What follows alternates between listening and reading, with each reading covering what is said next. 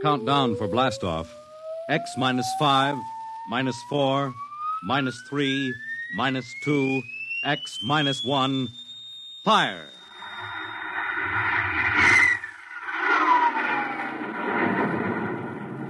From the far horizons of the unknown come transcribed tales of new dimensions in time and space. These are stories of the future, adventures in which you'll live in 1,000,000 could-be years on 1,000 would-be worlds. The National Broadcasting Company presents X minus one.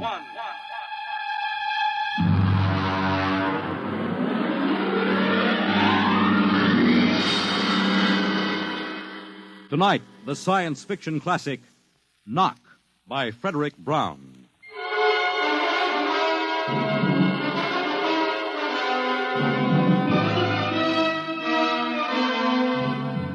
Tonight we have a strange story to tell.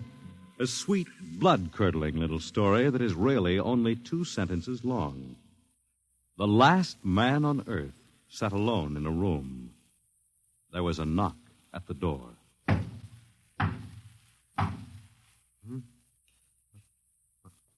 What's that?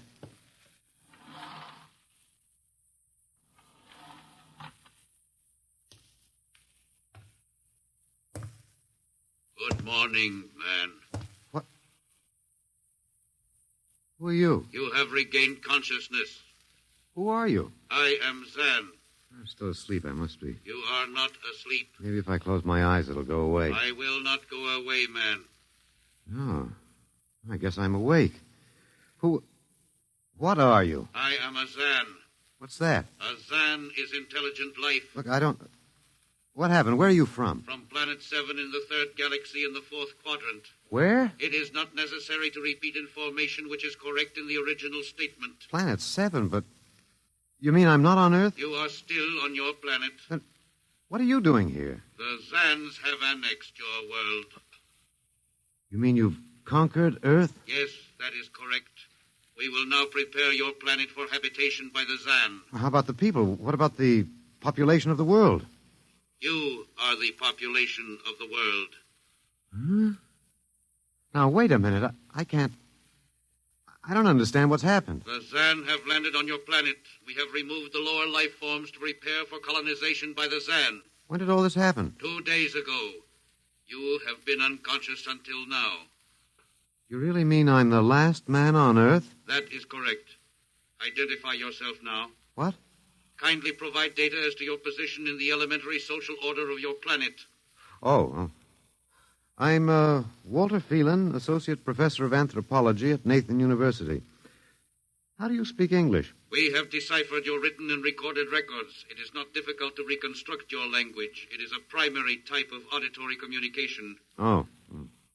Is there anything you want to complete your natural habitat? You mean I'm a prisoner? That is correct. What will you want further in your room? Do I have to stay here? Yes. The rest of my life? Forever. You better bring me my books. That will be done. That's rather considerate of you. You know, I've got to call you something. Do you mind if I call you George? It is immaterial. I will be back, Associate Professor of Anthropology. Oh, that's all right, George. Just call me Walter. Very well, Walter. I will be back with your books. All right, George. I'll be seeing you around. You will not be around, Walter. You will be here.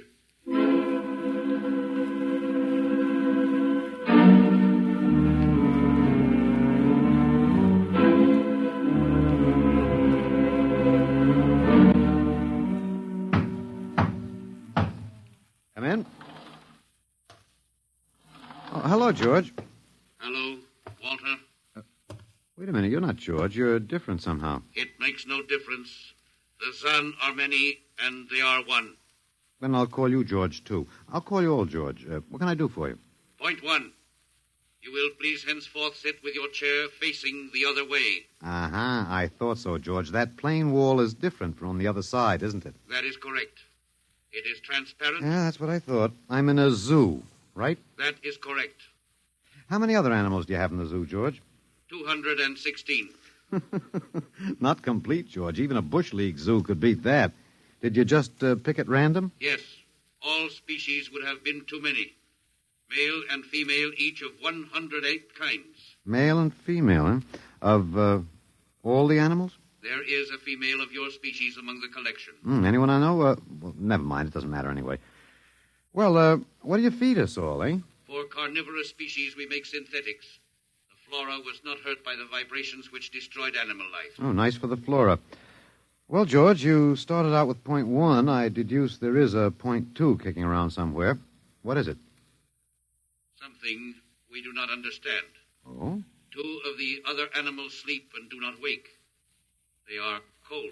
Don't worry, George. It happens in the best regulated zoos. What is wrong with them, Walter? Nothing much. They're just dead. Dead? Mm-hmm. That means stopped. But nothing stopped them. Each was alone. Well, maybe they just died of old age. Old age? I do not understand. You don't? Well, how old are you, George? Your planet went around the sun about 7,000 times since I was born. 7,000 years? Yes, I am still young. Yeah, a babe in arms. Look, George, you've got something to learn about this planet you've hijacked. Here on Earth, we've got somebody you don't know where you come from. An old man with a beard and an hourglass and a scythe. Your vibrations didn't kill him. What is he? Oh, old man Death. Down here, our people and animals live until somebody, the Grim Reaper, stops them. He will stop more? Well, he gets us all, George. With your lifespan, it won't seem like a minute and we'll all be gone. Looks like you made a mistake, George. And I don't think there's much you can do about it. That is not correct. The Zan is a logical being. We will take action.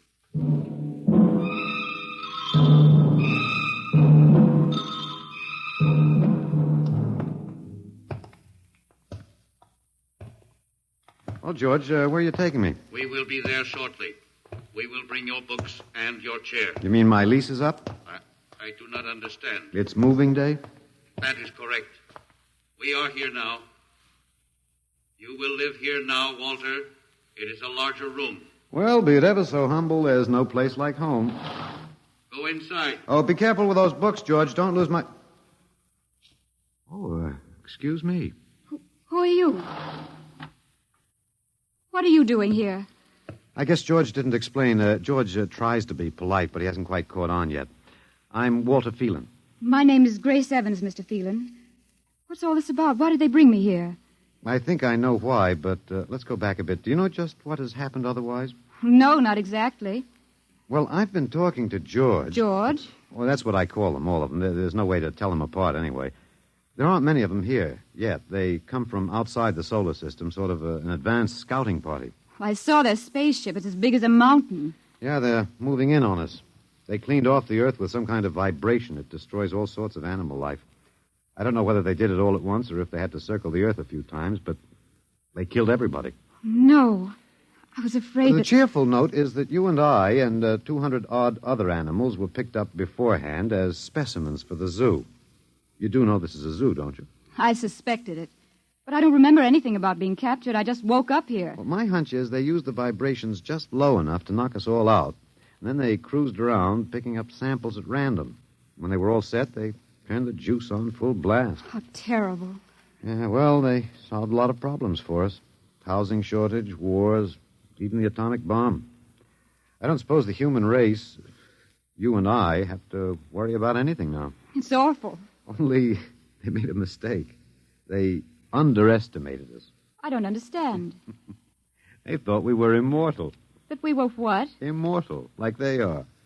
Oh, they can be killed, but the Zans don't know what natural death is. They didn't know anyway until they lost 2 of us yesterday. You mean there are more than 2 of us? Oh, not more of our species, no. These were merely fellow animals, a rabbit and a canary. And by the Zans' way of figuring time, the rest of us are only good for a few minutes apiece. It's a joke on them. They figured they had permanent specimens here in the zoo. Well, didn't they even know we'd all die eventually? I don't think so. George, that is the second Zan I saw, told me he was 7,000 years old, and he's young by their standards. When they learned how quickly we die, they were practically shocked to the core, if they have cores. How can you talk that way about it? Academic detachment. I learned it at faculty teas. At any rate, they've decided to reorganize their zoo. 2 by 2. What, are they going to keep us locked up together in this one little room? Yeah, I'm afraid so. There's plenty of furniture, though, and George promised to bring me my chair. We've got to do something. Why? Well, I don't know. It just seems to me we owe it to the human race to do something. Oh, well, perhaps you have a suggestion? There must be some way. They can be killed, you said. Oh, yes, I've been studying them. They look horribly different, but I think they have about the same metabolic and digestive system as we. I think that anything that would kill one of us would kill one of them. But you said 7,000 years. Yeah, I think I figured it out. Now, George cut his, I suppose you'd call it his hand, when he brought in my books. It started to bleed, red blood. But I could see the cut closing as he stood there. By the time he left, it was healed. I don't understand. Well, you see, whatever factor there is in man that makes him grow old is missing in the Zan. Their regenerative powers must be unlimited. They just don't wear out. They go on and on until they're stopped. Suppose we killed one. There must be some way. Oh, what would be the use? They wouldn't even punish us. They'd just give us our food through a trapdoor and put up a sign saying, "Beware of the man. Dangerous." I don't think they'll even have to bother in your case. I don't see anything funny. I'm sorry. It just reminds me of Martha. Martha? My wife. She died 2 years ago. I'm sorry. Oh, not at all. It was a pleasure. That'll be George with my books. Come in. Hello, George. Hello, Walter. Point one, I have brought your books.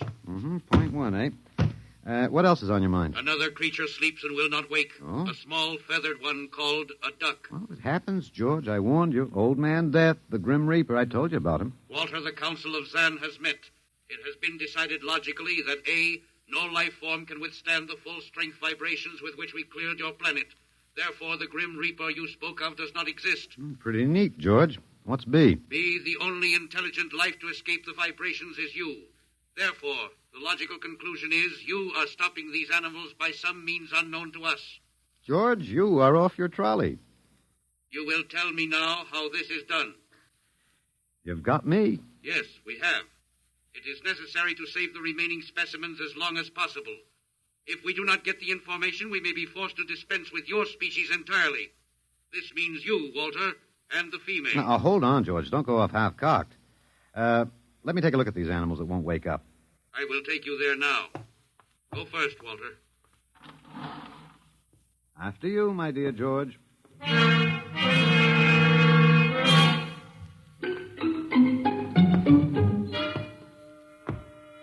This is the weasel. Now, you should have got him in the winter, George. The fur's worth more then. It's ermine. This is the reptile cage. Here are the ducks. That is the male. The female has been stopped. Yeah, lucky girl. What's the matter, fellow? Lonely? Walter, you will tell me how you stopped the female duck. Oh, you got me, George. I didn't do it. Maybe she died of the Dutch elm blight. Walter, you are not being logical. We have concluded you are stopping these animals. Tell us now how it is done. I've told you, George. I haven't the foggiest notion. Very well. We will have to take further action. Oh, what are you going to do, George? We will go back now to your room.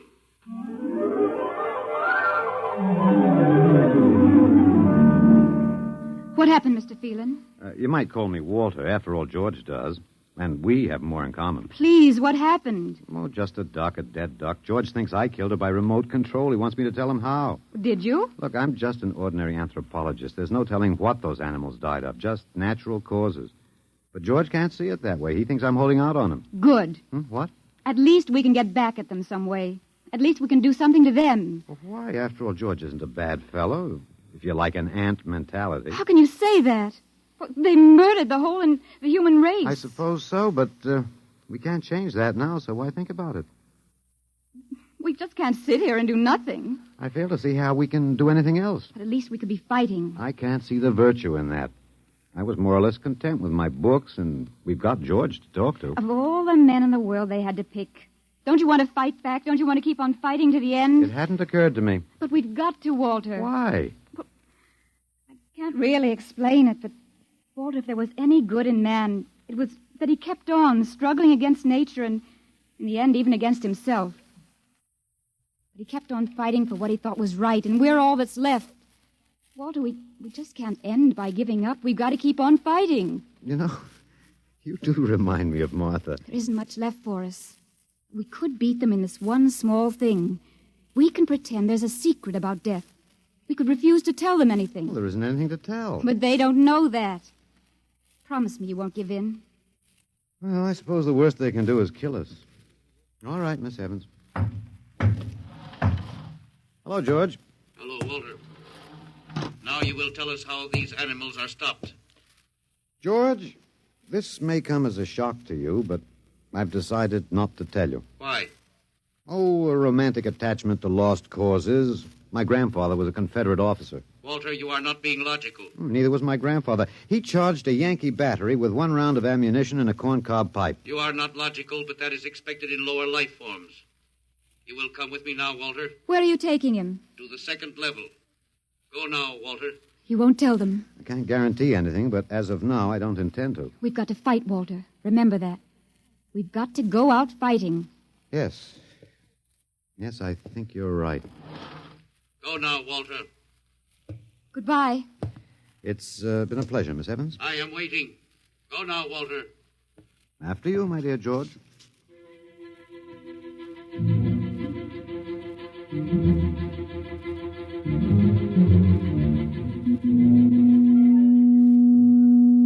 You will tell us now, Walter? That was the 1st level of vibration. There are many more. However, we have calculated that none of them exceed your threshold of unconsciousness. Oh, very clever, George. Of course. You will tell us now, how do you stop these animals? You will tell us now? As of now, no. However, I'm not very brave, if that encourages you, George. You are not being logical, Walter. You're telling me. We will now use vibration level 2.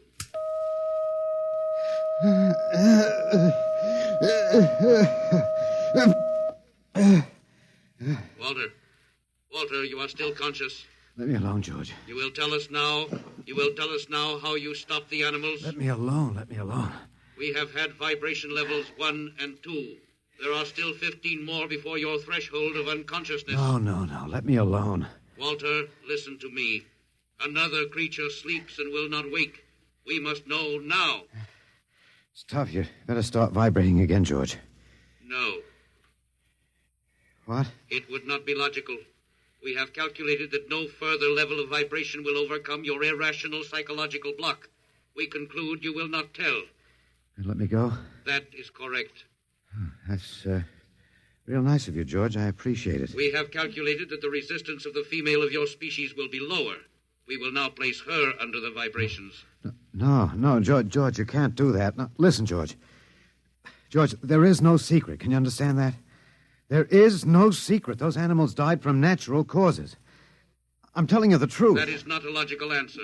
We will get the woman. I've told you the truth. Can't you understand? We must know now. The female animal cage next to the duck has been stopped. We must preserve the survivor. The animal next to the duck? We will bring the woman here. She will tell us after the vibration. No. Listen, George. You want the truth? You want to know how to save the mates of the animals that have been stopped? You will tell us now? Yes, I'll tell you now. I give up. But you've got to promise to leave the woman alone. You promise, George? If we receive the answer from you, Walter, there will be no further need for the vibrations. Well, I guess that'll have to do. All right. Take me to that stopped animal. I'll tell you how to save the mate. Very well, Walter. You are being logical now. We will go.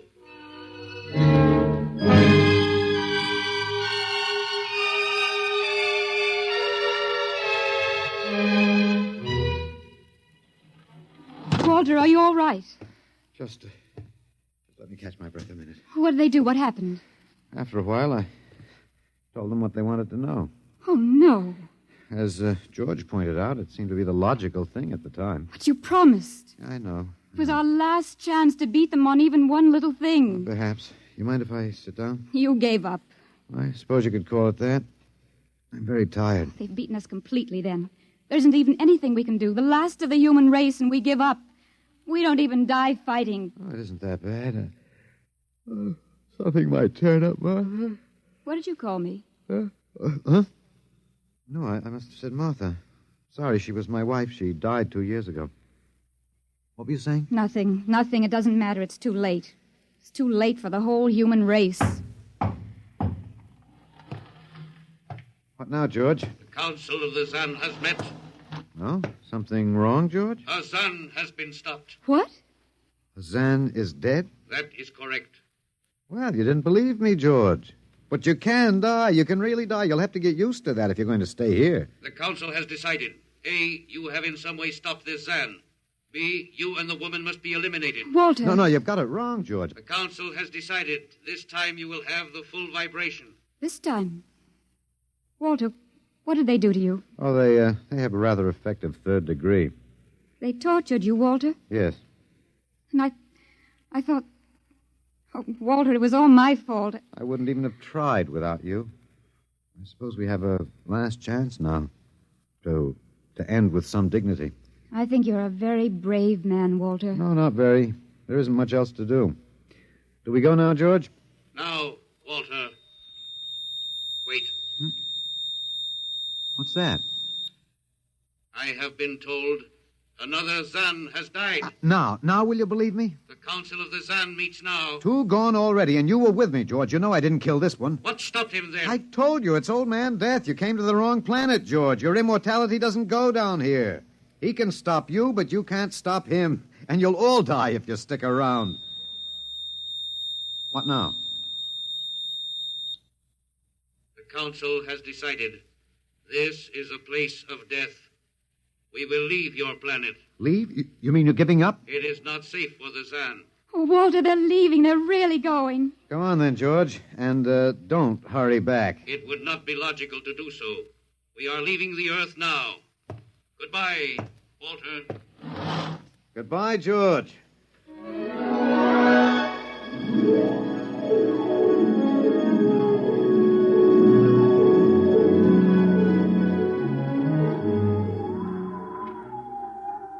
Well, they're all aboard now. So wonderful to feel the sun and the wind again.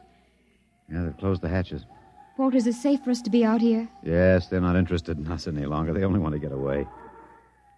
And I want to see this, Grace. The Zan leaving Earth forever. They're blasting off. There they go. Yes, it's all over now. Well, I suppose we might as well go back in. I still don't understand. Walter, what made them go? I just told them the facts of life. Of death, you mean? No, of life. After all, I thought George was old enough to know. At 7,000 years, he was going to be a pretty big boy. I wish you'd stop joking and tell me what happened. Look out for the step. Well, you remember when the first animals died? The rabbit and the duck? Yeah, and their mates just started to pine and waste away? Yes. Well, that worried the Zan. They wanted to keep the last specimens alive if they could. So finally, I broke down and told them about affection. Affection? Yes. And then I introduced Donald. Donald, who's that? Here we are. Grace, meet Donald. Oh, Walter, please, what does affection have to do with it? That's what the Zan wanted to know. I told him it was love that made the world go round. That having lost his mate, Donald would die immediately unless he had affection and constant petting. Petting? Hmm? I even showed him how. Here, fella, come on. Come here. Yeah. I held Donald in my arms, and I petted him a while. Then I let the Zan take over with the animal in the next cage. What animal? Take a look. You mean this cage? Mm-hmm. Watch out. Don't go too close. Walter, it's a rattlesnake. Yes. Their metabolism made it impossible for them to die of old age, but I had a hunch that they could be poisoned. Then it was the snake that killed the two Zan. Mm-hmm. They never even knew what bit them. Then you outwitted them, Walter. Well, I suppose... I thought you'd just given up. Oh, Walter, I'm so ashamed. You don't have to be. I had given up. I probably wouldn't have fought if you hadn't pushed me. Well, we've got a world to plan. A new world, Grace. I know. We'll have to decide which animals to let out of the zoo and which ones it'd be safer to keep in. But first, there's a bigger problem. What's that? The human race. Oh. We've got to make a decision about that. Pretty important one. Yes, but... It's been a nice race, even if nobody won it. Of course, it may go backward for a while until it gets its breath, but we can save the books and all the most important things and get it started ahead once more. No. It's the Garden of Eden all over again. But, Eve, you'll have to watch out for that snake. Now, don't be ridiculous, Walter. You know, funny, you even blush like Martha. Only you're stronger than she was. Prettier, too. I wish you'd forget about Martha. I think I will, my dear, if you'll give me time. Now, Walter Phelan, you listen to me. If you think for 1 minute that I thought it would never happen to me again. But it is love that makes the world go round. So, Grace, if you could only... No, I wouldn't marry you if you were the last man on earth. But that's exactly what I am. I don't care. I don't even want to talk about it. I'm going out. All right, my dear, but think it over. And please come back.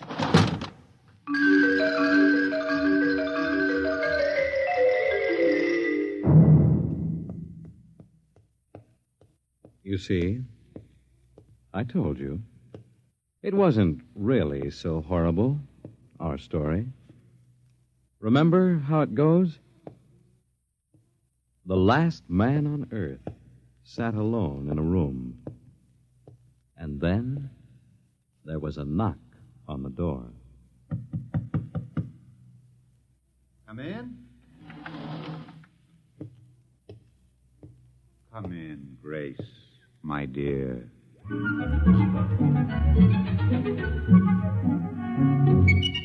You see, it wasn't horrible at all.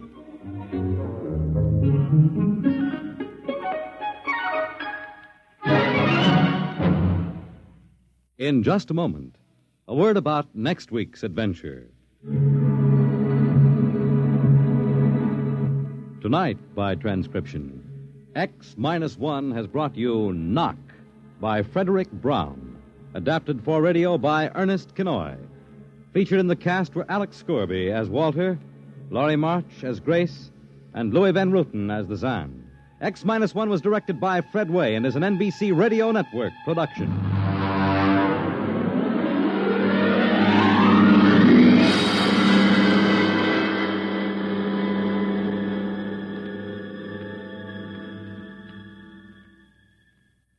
And now, next week.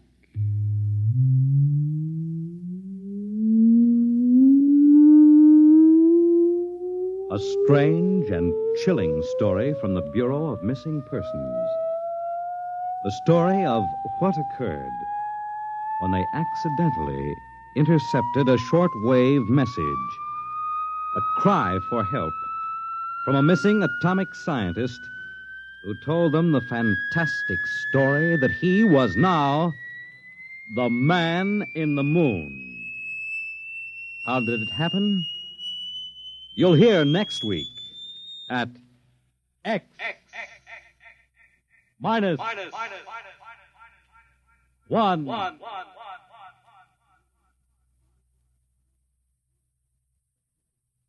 Join the Abbotts on another baffling mystery tonight over most NBC radio stations.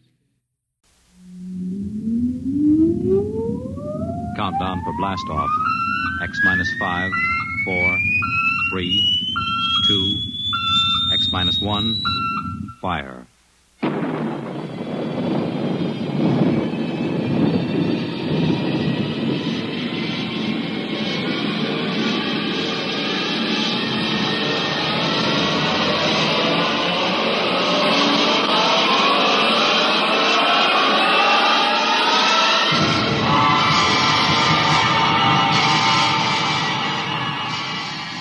From the far horizons of the unknown come transcribed tales of new dimensions in time and space. These are stories of the future, adventures in which you'll live in 1,000,000 could-be years on 1,000 maybe worlds. The National Broadcasting Company, in cooperation with Street and Smith, publishers of astounding science fiction, presents X minus 1.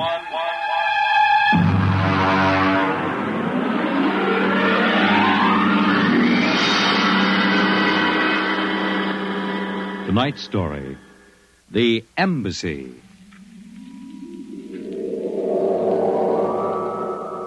Out of the infinitude of stars and planets in the solar system and other systems in the universe, it is almost mathematically certain that other forms of life exist on other worlds. Someday, In the future, in 1,000 years, or in the next 25 minutes, daring travelers through space will make contact with the inhabitants of another world. But the question is, will we contact them first, or will they contact us? A private detective agency in downtown New York. Mr. Graffius, Mr. Broderick will see you. Well, what can I do for you? My name is Graffius of Springfield. I would like your assistance in helping me locate the Martian embassy. Would you say that again very slowly? I came to New York to locate the Martian embassy. I assume you were joking. On the contrary, I am completely serious. As it happens, I am interested only in Martians at the moment. I see. Okay, shoot. Well, it occurred to me in the course of my studies that we, Earth people, cannot possibly be the only intelligent form of life in the universe. Since Mars is older geologically, and since it is also an atmospheric planet, its evolutionary history could easily be similar to ours. Do you follow me? Well, so far, I can't say no. If this is true, then they must have been watching us, observing us for hundreds, possibly thousands of years. They also know we are a militaristic, warlike race. We might conceivably set out to conquer and occupy Mars someday. In which case, they would try to get the jump on us. Precisely, Mr. Broderick. Now, if you were planning to attack an unknown nation, what would be your first move, Mr. Broderick? Well, intelligence. Find out what the odds are. Oh, you have a very logical mind, sir. You would send agents to scout the nerve centers of earthly civilization and advancement. Not Kansas City or Equatorial Africa, my dear sir, but here, in New York, the most technically advanced spot on the earth. And you want me to help you prove this theory of yours? Precisely. The expense doesn't interest me. Well, now, this may take a long, long time, Mr. Graffius. After all, nobody has ever seen the Martian. I assure you they will be very ordinary-appearing people. Mm-hmm. Very likely they live together in downtown New York. Most certainly they live in a private house with no servants to pry in their affairs. Oh, some ordinary people who live in a private house in downtown New York. I might just as well look up Martians in the classified section of the phone book. There's one other lead which might help you. What's that? They would be almost certain to subscribe to every conceivable type of newspaper, scientific journal, and foreign language publication. Now, that might be something. Okay, Mr. Graffius, it's a deal. Excellent. I shall contact you tomorrow.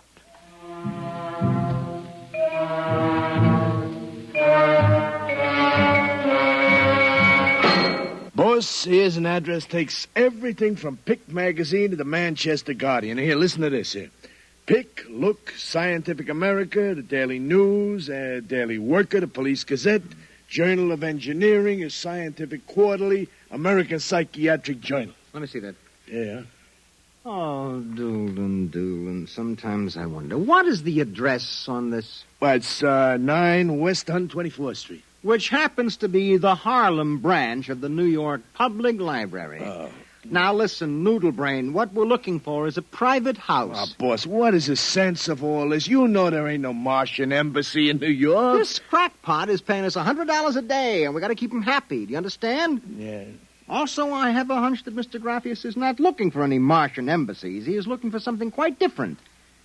So we are going to find it for him.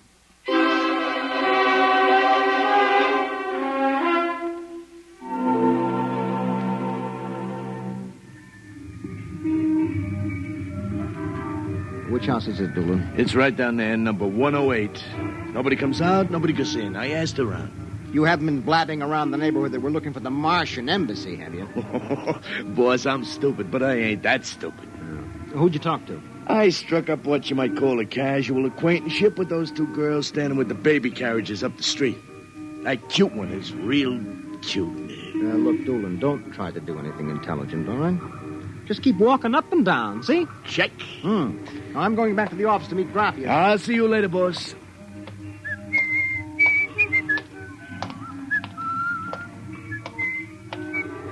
Hiya, beautiful. Hiya. Flatfoot. Name is Dolan, honey. Iron Man Dolan. Your line is getting rusty, Iron Man. So help me, honey. If I'm feeding you a line, may the heavens open up and strike me dead. Hey, what's that? Look out!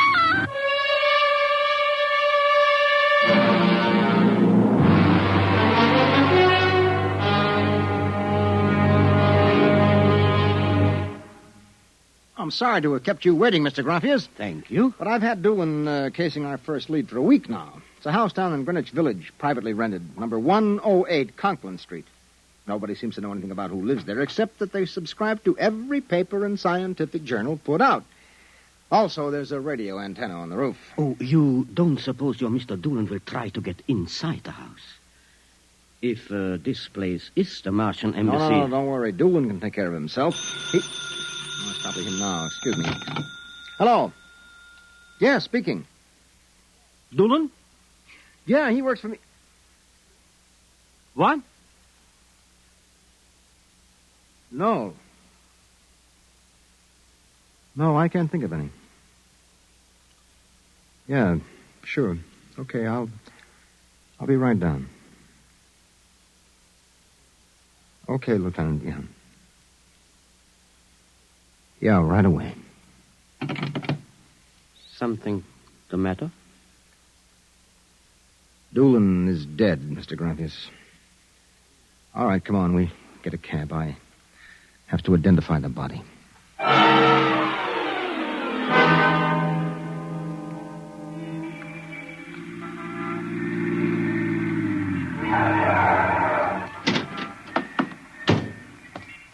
Lieutenant, I'm Broderick. Oh, there's your boy, Broderick.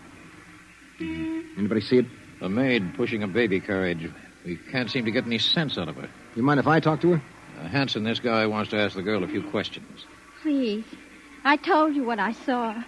How many times I got to tell you? Look, miss, the dead man was a personal friend of mine. Would you tell me what happened? Helen and I were standing in front of Rathman's candy store up on the corner. We both had the babies out. He said hello and joked a little. Then he... What happened? It's too awful. No, please. Well, first he squashed. And then the stone fell on him. Could you repeat that? They don't believe me. But Helen saw it, too. Saw what? First he squashed, and then it fell on him. He was mashed flat before it even hit him. Now, look. That's the story, Broderick. Please, let me alone. Let me go home. I told you what I saw. Now let me alone. Let me alone. Did you learn anything, Mr. Broderick? I don't know. May I ask, what do you intend doing? Well, as soon as the cops clear out and this place quiets down, little Broderick is going to pay a personal call on the Martian embassy. Or whatever number 108 is.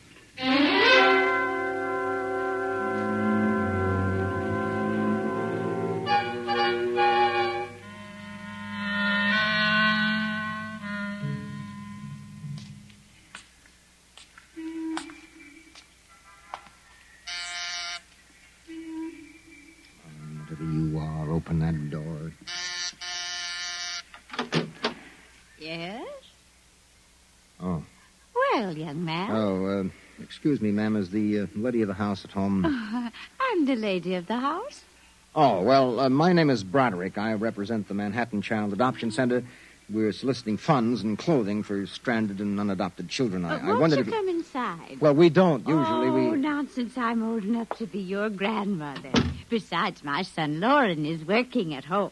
Your son? Oh, he's a bibliographer. He writes summaries of articles and books from scientific journals and publications for libraries and universities. Oh, I see. Sit down, Mr. Broderick. Let me pour you a cup of tea. Oh, thank you. Well, you know, I'm not much of a tea drinker, but it seems to have a strange taste. Oh, it's my own recipe. Uh-huh. Well, I think that I'd better be running along but now. You haven't finished your tea, Mr. Broderick. No, really. I feel a little funny. I'll call Lauren. No.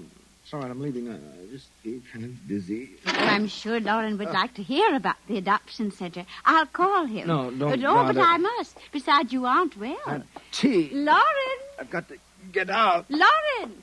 Lauren, hurry! Look out. You get out of my way. No. You must stay. Yes, Mother. You drugged my tea. You let go of my arm. Lauren! Let go. No! Oh! I've got to get out the front door. Open.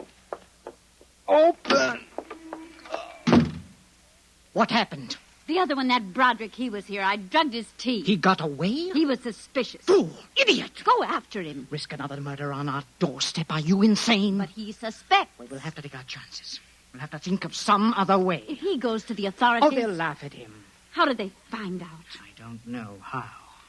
But I'm certain someone else sent them. Who? I don't know. I'm afraid to let myself think. It might be. It just might be them.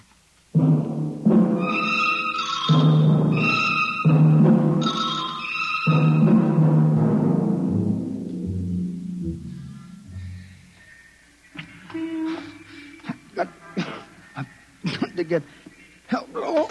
Look out! Miss, please. All right, miss. We'll take care of him. Come along, mister. I'm going to give you a break and take you back to the wife and kids. No, you can't. I'm sick. Sick, is it? What's the matter? I'm drugged. They drugged me. Who drugged you? In number 108, the Martians. Who? The Martians in 108 at Martian Embassy. Well, I've seen him with pink elephants, rabbits, and mice, but you're the first one that's got Martians. Oh, it's true, I tell you. Come along. Listen, don't take me back there. They'll kill me. I've got to make you understand. Here, I'll help you up the steps. What? Listen, my name is Broderick. I'm a private dick. We'll find out about this. No. Here, don't try any tricks. Officer, listen, please. I'll give you anything, $1,000, but please, listen. For God's sake, listen. Yes, officer? Oh. Why, Broderick. You know this lush, Granny? Oh, why, that's my son, Broderick. No, she's Martian. He's in pretty bad shape. You better get him to bed. Oh, dear, and he was doing so well at the Alcoholic Society. He must have gotten off again. Looks like he's ready to pass out. Lauren! What is it, Mother? Oh, Brod. Your brother Broderick has been drinking again. No, officer, please. Look out. He's passed out. Oh, I'll take care of him, officer. We've handled this sort of thing before. Can you manage okay? We'll be fine. Thank you. Oh, you've been very kind, officer. Nothing at all, Granny.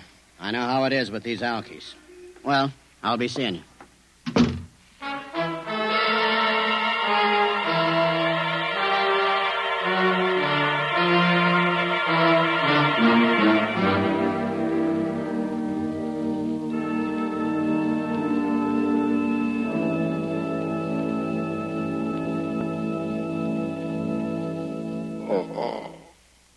Martian Embassy. Martian. Oh, my head. Our Mr. Broderick is regaining consciousness, Mother. What happened? I can't get up. No. Do not struggle, Mr. Broderick. It will be impossible for you to rise from that chair. The pressure from this ray will keep you there. Ray? You've already guessed, Mr. Broderick. You mean this really is the Martian Embassy? Yes. Yes, you have the honor to be the first prisoner of the Imperial Government of Mars. First prisoner? Yes. After the invasion, of course, you will all be our prisoners. What sort of nonsense is this? No nonsense, Mr. Broderick. As your people will soon find out. Our preparations for invasion are nearly completed now. As soon as we give the signal, our armed forces will launch a surprise attack. And then the Earth will be ours. Crazy. Oh, not half as mad as you, Mr. Broderick, to come muddling so foolishly into our affairs. It was a mistake, Mr. Broderick. A fatal mistake. So Doolan's death was no accident, then, huh? Oh, assuredly not. We found it necessary to use a pressure ray on your friend. The block of concrete was an afterthought. We thought it might help to divert suspicion. All right. So what happens now? If you cooperate, you can look forward to a quick, painless death. Like your friend, Mr. Doolan. If not? Well, this pressure ray has many delicate adjustments. It can move a pin, or it can crush a boulder. Let me demonstrate. Oh! You see, Mr. Broderick, as if an invisible vice were crushing you. What do you want? The name of your client. We are interested in knowing who is so anxious to locate the Martian embassy. The names of my clients are confidential. Oh! Oh! Oh! Well? All right, all right! Turn it off, Mother. Mr. Broderick has seen the wisdom of speech. Oh.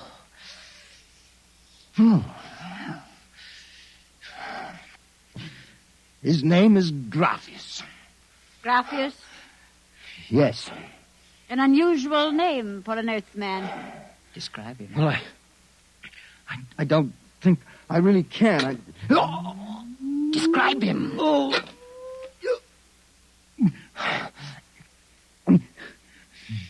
He's tall.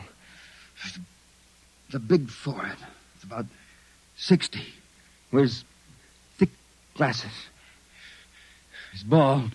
Lauren, it sounds like one of them. Yes. Yes, it does. Contact the planet. Tell them we suspect that our plans are known. Ask for an acceleration of the invasion day. At once. What about me? Oh, I am sorry, Mr. Broderick. But I'm afraid you know too much now. In exactly 5 seconds, you will feel the full impact of the ray which faces you. I would suggest that you relax and meet your fate calmly. Oh, no, wait a minute. You will feel no pain, just a wall of force crushing you. Yes, but listen. 5. But you can't do this. 4. It isn't human. Yes, I know we're not human. 3. Yes, but do you understand? 2, No. 1. Mother in heaven. Now. No. Lauren! It didn't work. Something has happened. The magnetic field is dead. Stand back from the pressure ray. It will not function anyway. I have decontrolled your field. Lauren! Lauren, it's one of them. They found us. Did you think we wouldn't? You are free to move now, Mr. Brown. Look, I don't know how you got in here, Graphius, but stick around. These babies are really Martians, just like you said. They're planning to invade the Earth and take over. There will be no invasion. All right, you keep these characters covered. I'll get the police. There will be no need for the police. I intend to handle them myself. But, Graphius, the police will want Do not call the police. I don't get it. You fool of an Earthling. Don't you realize with whom you are dealing? The invasion of Earth by Mars will be like child's play compared with what... Lauren! Oh! Holy mackerel. They just flattened out. Yeah, like your friend, Mr. Doolin. Oh, I detest the use of violence where the intellect can rule. But unfortunately, the Martians are a threat to us and must be destroyed so that we can proceed with our own plans. What plans? Naturally, you wouldn't comprehend. Wait a minute. There are some things here that I do understand. A second ago, that pressure ray didn't work. Now you're using it like it was a toy. How did you get in here, anyway? Who are you? Another one of these Martians? No, Mr. Broderick. I happen to be a Venusian. A what? A representative of the planet of Venus. You're crazy. Not at all. Martian invasion would be like child's play compared to ours. The Martians would simply have conquered and enslaved your people. We Venusians intend to exterminate you completely. Then I suppose that you were going to start by knocking me off now, On the contrary, you are free to leave any time you please. Leave? Yes? Are you kidding? I know your plans, the invasion. I could go... Tell the police? Go ahead. Huh? Why don't you try it, brother? Because the minute I turn my back, you're going to let me have it. Suppose you try it and see. I have no interest in stopping you. Go ahead. Run to the police. Tell them anything you like. All right, Buster, you asked for this.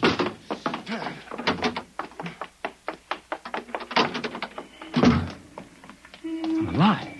You let me go. Here. Where do you think you're running to? Officer, listen to me. Oh, it's you again. The one with the Martians. Listen, that story is true. You've got to believe me. You've absolutely got to believe me.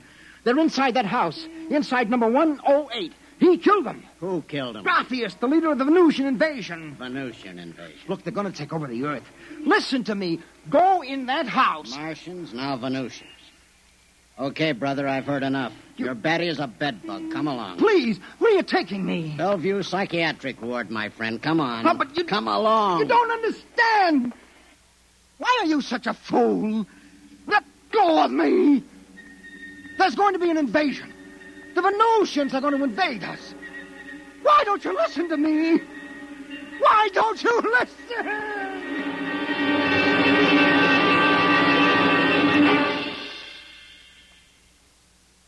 You have just heard X-1, presented by the National Broadcasting Company in cooperation with Street and Smith, publishers of astounding science fiction. Tonight, by transcription, X-1 has brought you The Embassy by Donald A. Wollheim, adapted for radio by George Lefferts. Featured in the cast were John Larkin, Theo Getz, Bill Zuckert, Audrey Blum, Virginia Payne, Clark Gordon, Jack Orison, and Reese Taylor. Your announcer, Fred Collins. X-1 was directed by Dan Sutter and is an NBC Radio Network production.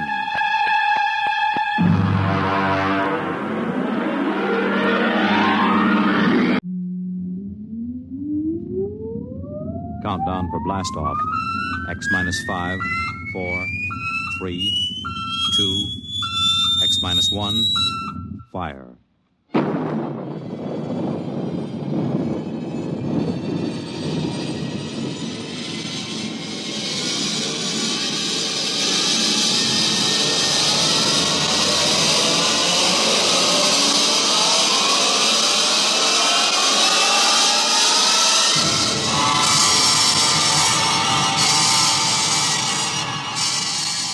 From the far horizons of the unknown come transcribed tales of new dimensions in time and space. These are stories of the future, adventures in which you'll live in a million could-be years on 1,000 maybe worlds. The National Broadcasting Company, in cooperation with Street and Smith, publishers of astounding science fiction, presents X-1.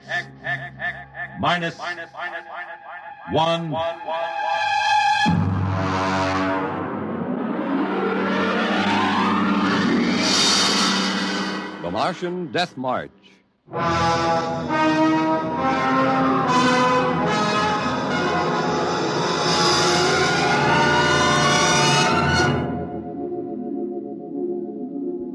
I've always been interested in lost causes. The revolt of the Scottish Jacobites against England, the last stand of the Cherokee and Sioux Indians, and the death march of the Martian Highlanders in 1997. There's been a lot written about that march. The UN Commission report covers 4 volumes, but the whole story isn't down on paper yet. I know it because I was on that march from the beginning to the end. There's one part of the story that no one ever mentions. The Martian Death March of 97 was led by an Earthman.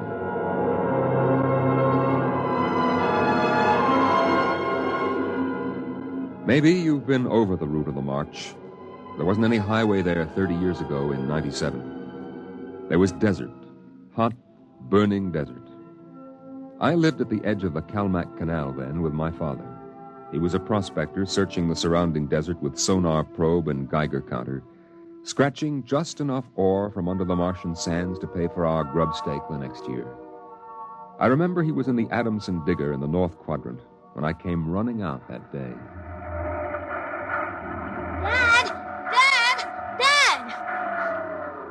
There's somebody coming, Dad, across the desert. You sure? I saw them. They're a couple of miles out. Well, how many cars? They're on foot.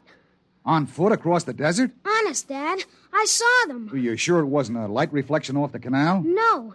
It was dark against the sand. I don't like that. You run back and get the rifles out. I've got to pull the digger into the shed. Is there going to be fighting, Dad? I don't know. I got a whole year's ore piled out back in the bins, and I ain't going to lose it to no claim jumpers. You go back to the shack and break out those rifles and see they're loaded, you hear? And jump!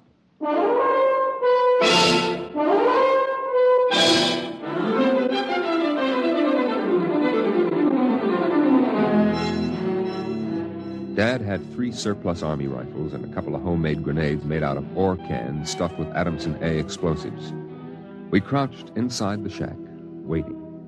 The shadow of the water tower in the doorway grew longer as the quick Martian dusk settled down over the desert. And there they come, Al. There's 2 of them. What's that on the first one's back?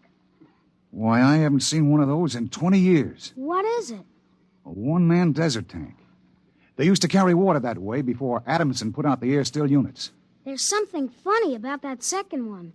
Look, he's all spindly, and his head's funny. He's funny, all right. Al, that's a Martian. I never saw one off the reservation before. Well, there hasn't been one, not in 10 years. I don't like this. Here they come into the dooryard. You remember what I told you? Line up the sights and just squeeze the trigger. Hello! Hello there! Now, Dad? Hello! Wait a minute. What do you want? Water! I need water! Who are you? My name is John. John, huh? What are you doing with that spider? His name is Cantalcar. I don't care what his name is.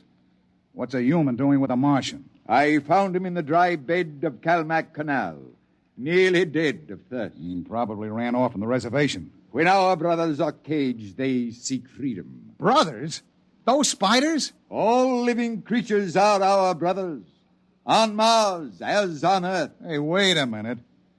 Bert Olstrom at False Wells told me there was a screwball heads preacher over there hollering about letting the spiders loose off the reservations. Let no man call his own. No man, nor tribe, nor nation. I guess that's you, all right. Bert told me they called you Crazy John. I don't suppose there's any harm in you. Fill your tank up at the air still. And you can even have supper with us. We would be happy to. We? What do you mean, we? Cantalcar and myself. That spider? Oh, no, I ain't having a Martian sit down to eat with me. You come on, though. Thank you, sir. No.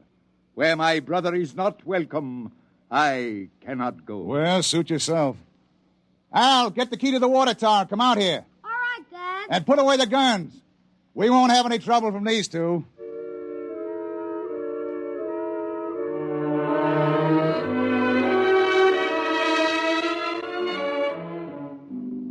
The old man filled his tank at the air-still tower, and the Martian went through the ash pile for half-burned fuel brick.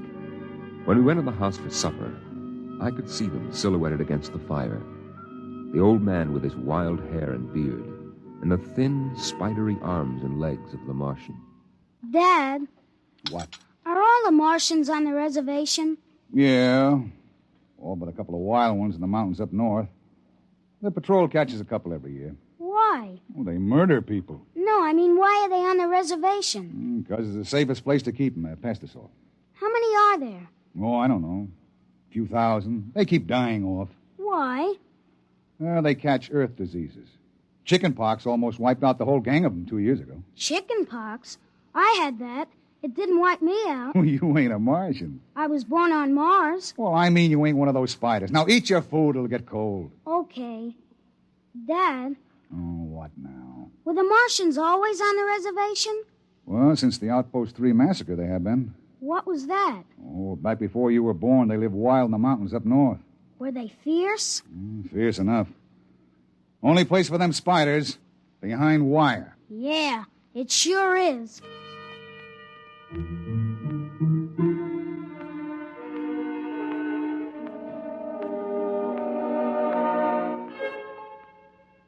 Out in the dooryard, the campfire flickered at the base of the water tower. The first of the Martian moons had set. The other wouldn't rise for several hours. I could hear the sandpeepers out in the desert as I stood there. The old man and the Martian were sitting on the ground, huddled close to the fire. It gets cold fast on the desert when the sun goes down. Is that you, boy? You can come up to the fire if you like. My dad wouldn't like it. All right. But I'm not afraid of no spider. No, there is nothing to be afraid of. How come his arms are all skinny? Ask him. Does he talk? Yes, his name is Kantalka. It is, huh? Hello. Hello, boy. He talks funny. It is not my language. Why isn't he on the reservation? You can get in trouble helping spiders to escape. No man has the right to imprison the innocent. They that are enslaved will be freed. They that are in sickness and misery will be comforted. They that are exiled in a strange place will be restored. My dad says that spiders are treacherous, cowardly, murdering savages. That's what he says. Boy, there was a time on this world when there were no earthmen, when the ships and the machinery of earth were unknown. Then the people of the highlands lived in peace. But today they are a handful, starving, dying behind the wire. But the reservation isn't so bad. Our home is in the mountains of the north, not the desert. I heard a voice which cried out to me in the desert, "Go to your brothers." Do they really call you crazy, John? I have been called many things. You really think we ought to let those old spiders off the reservation? Boy, we die here in the desert. We die in the sun and of the sicknesses you have brought from Earth. That's 'cause Martians are just weak. I'll bet I could knock you down myself. You could. We are a different people. We have not the strength of muscle of Earthmen. But we will not stay here to die. You won't get off the reservation. The patrol takes care of all that. They won't let any stinking old spiders out. Ah, even in the minds of children is planted the poison of evil. How long?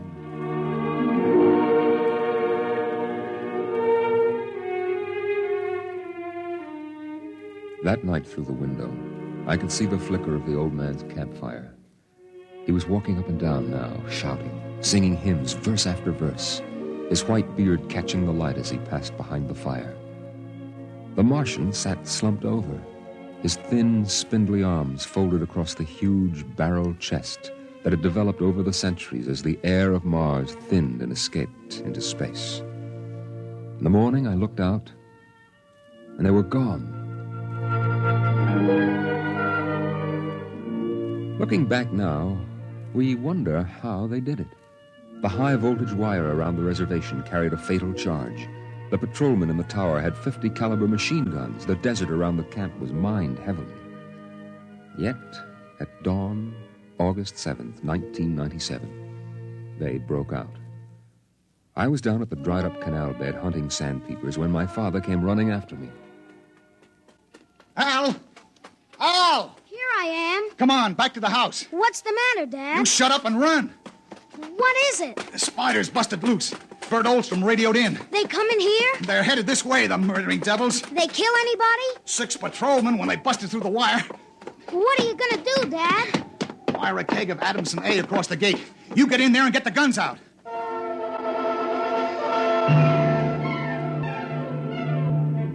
I got the rifles and shoved a full clip in each one. Then I slipped a primer fuse in the homemade grenades and lugged them out to the porch. Dad was running lead wires back to a detonator from a half keg of Adamson A he'd set across the gate. There. And that's set. Now give me one of those rifles. Will they be here soon? You can see the dust over the rise. Murdering spiders. What'll they do? I don't know. Now make sure you get a good sight, Al. Don't waste any bullets. There they are, Dad. There they come. Wait a minute. Hold up now. I want to get a good shot. Let him get closer. Dad, that's Crazy John up in front. There. He's taller than the spiders. You can see his beard. You're right. Oh, that renegade rat. He probably helped him break out of the reservation. Listen, Al. If anything happens to me, you light out back to the shed. You can hide out in the empty ore bins till they go away. Now, you got that? All right, Dad. We're going to come in. The spider's shouting something, Dad. Probably a trick. Get down a little, Al. You're in the way. We're coming Got him clear now. Right in the head. Up a little now. Got him! Got him, Al. Dad, look out! They've got guns! Down! Get down! Oh! Dad! Get out, Al! Get out to the shed! Dad, you're hit! Go on! Those spiders are going to rush. Now get going! No, I can't let you! Shut up and get out of here, you hear? Get out of here!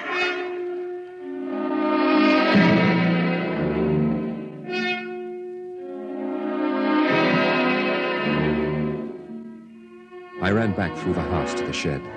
Behind me, I could hear the Martians sweeping up to the dooryard. Then suddenly the ground shook, and I could feel the dull concussion waves hit my ears as the Adamson A exploded. I could hear the high, whispered screams of the Martians and the rattle of fragments on the metal roof of the shed. I dived into the empty ore bin and slammed the hatch almost shut. I sat there waiting. And then suddenly a shadow fell across the edge of light, and the hatch slid open on top of me. You leave me alone. I'll kill you. Boy, I've been looking for you. Where's my dad? What did you do to my dad? He's dead. You killed him. You and those spiders. I'll kill you. I'll kill all those stinking, murdering spiders. They are our brothers, boy.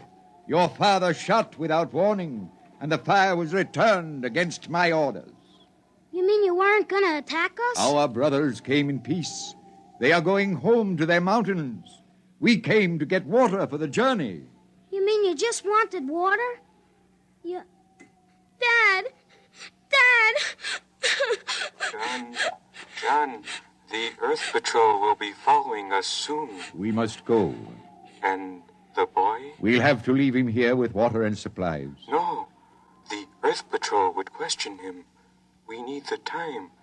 He goes with us.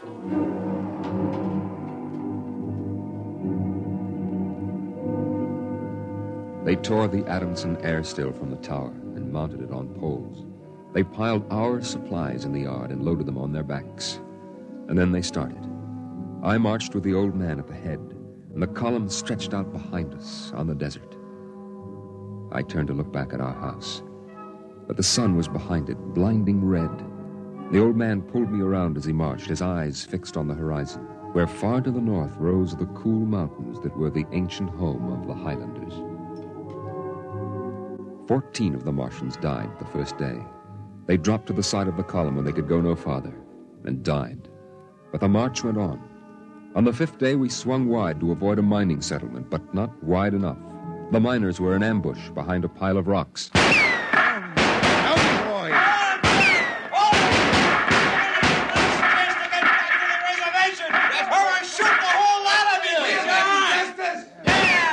I shall lead them home, home to the promised rest, home to the mountains. March forward!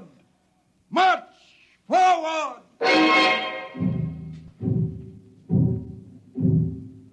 And the march went on. We wound across the desert in wild zigzags, following the paths the old man had traveled through the years.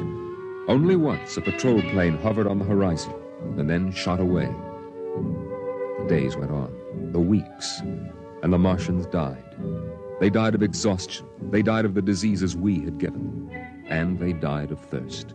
The Adamson still could produce 27 units of water an hour, no more. And on that, they died of thirst. Here, boy, here's your water. But that's more than the others got. Take it. It's yours. You're giving me your water. It will be provided to me. He that brings justice to his brothers will drink deep of the water of righteousness. He that... Drink your water, boy. Across the desert, from the Calmac Canal to Fever Dip, past the towering mesas of the Higgins Badlands, across the dry sea bottoms they marched.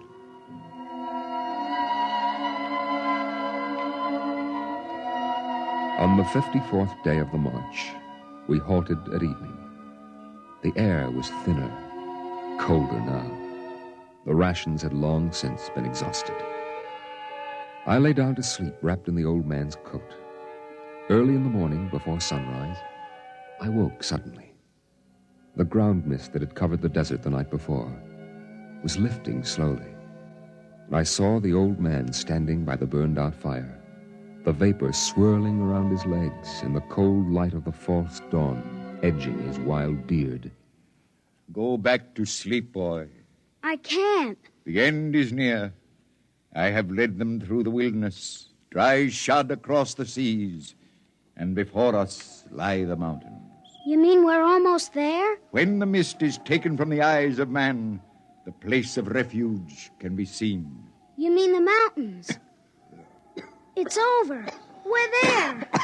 I have led them to their home, and I must go back to the desert. You mean alone? Even now, I hear a voice in the wind. Carry the message to the men of Earth. Bring to this new world the message of the old. All beings created in the universe are my brothers, and he that harms my brother harms me. Goodbye. Goodbye, boy.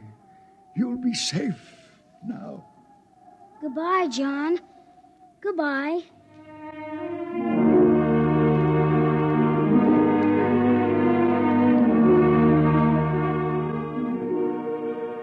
The Martians found him 500 yards from the camp, dead.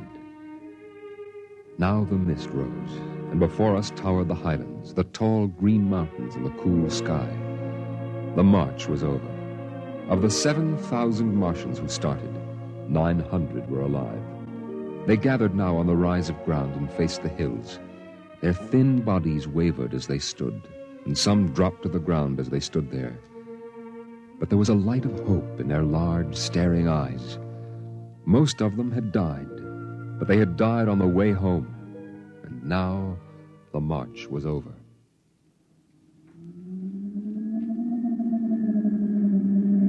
Then the patrol planes were spotted on the horizon, and within 10 minutes they had landed. The Martians stood silently as the squads piled out and set up the 50 caliber machine guns and the petroleum gel flamethrower. All right, you spiders. Hands up and stay together. Gather in a bunch and don't try anything. Sergeant? Yes, sir. Shoot the first spider that moves. And shoot to kill. All right, where's that boy? There was a boy reported. Here I am. You all right, kid? They hurt you? No, I'm all right. John gave me his water ration. Oh, the leader, huh? Well, I've got a warrant for him. Where is he? There. He's dead. Huh? Oh. Well, just as well. I'd hate to be him in front of a settler's jury. What are you going to do to them? The spiders? See those transport planes coming in? We're going to ship them all back to the reservation where they belong. You can't. You can't do that. What are you talking about, kid? You can't take them back. They're home. John said they were home. You can't take them back. It isn't fair. I won't let you. I won't let you. I won't let you. Hey, let go of me. Sergeant. Yes, sir. Peel this crazy kid off me. All right now, kid, take it easy. I must be shot. Can't believe he's safe now. Yeah, I guess that's it. All right, you spiders, step it up. Move along to those transport planes. It's all over now. You're headed right back to the reservation.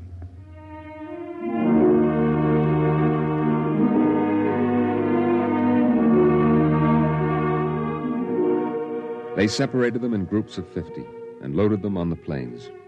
900 out of 7,000. And soon the first big-bellied ships waddled out on the hard sands and lifted slowly into the air, headed back to the south, flying over the trail of dead and dying who started on the march to the highlands, the march to home.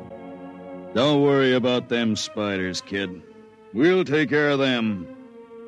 Come on now, kid. You'll feel better as soon as you get back to civilization.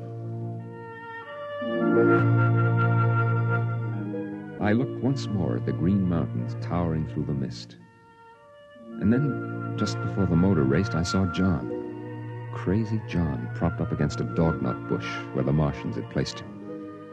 The wind from the south gave the wild hair and beard a rippling life.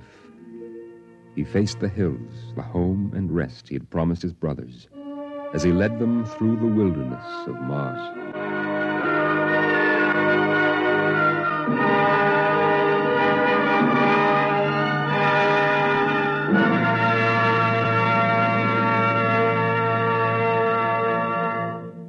You have just heard X-1, presented by the National Broadcasting Company in cooperation with Street and Smith, publishers of astounding science fiction.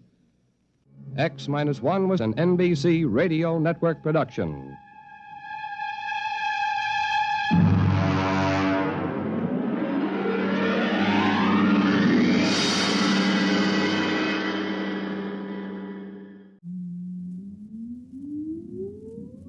Countdown for blast off.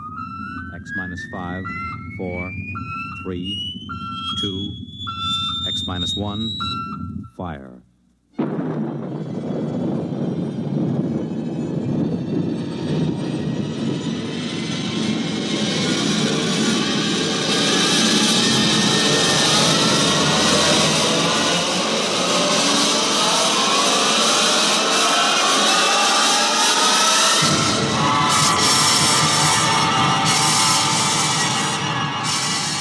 From the far horizons of the unknown come transcribed tales of new dimensions in time and space.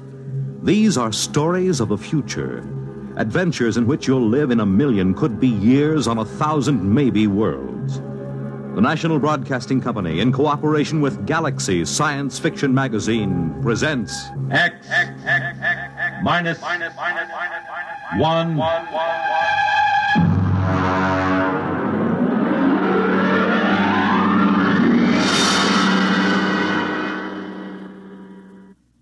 Tonight's story, Sam, This Is You, by Murray Leinster.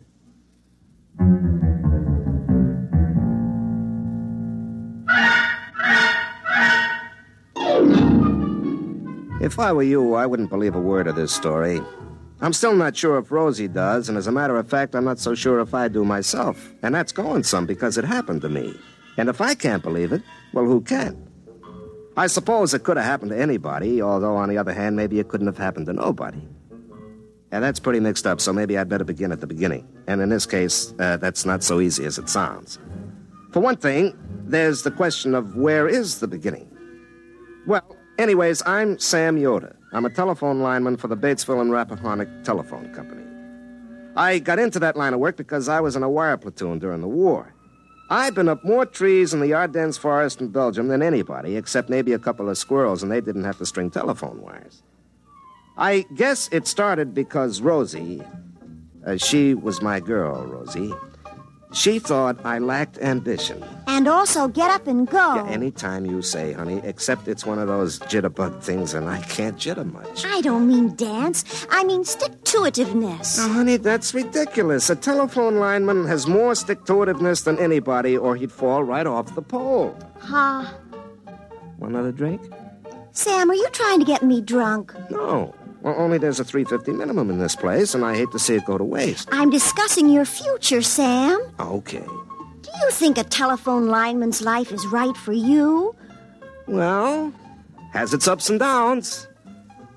Sam. I'm sorry. I warned you once more, and I'm going to ask you to take me home, even with a $3.50 minimum unexpired. Yeah, okay, honey. Now, what are you doing to improve yourself? Nothing, I guess. Why don't you take one of those correspondence courses? You know, the ones with a picture of Arthur Godfrey, and he says, I was awful in high school arithmetic till I sent in the coupon. What does he need with high school arithmetic? It's the principle of the thing. Sam, I'd hate to think I was engaged to a man who didn't improve himself. Well, I'll figure something out, honey. You don't want to spend all your life with your arms around a pole. Well, it was all right with George Sand. Is he working at the company now? No. George Sand. She was in She? Yeah, sure, honey. It was a pen name. You see, she was in love with Chopin. You get it? No. Well, he was a pole, you see? Arms around a pole. You get it now? Yes. Now I get it. Sam, take me home immediately.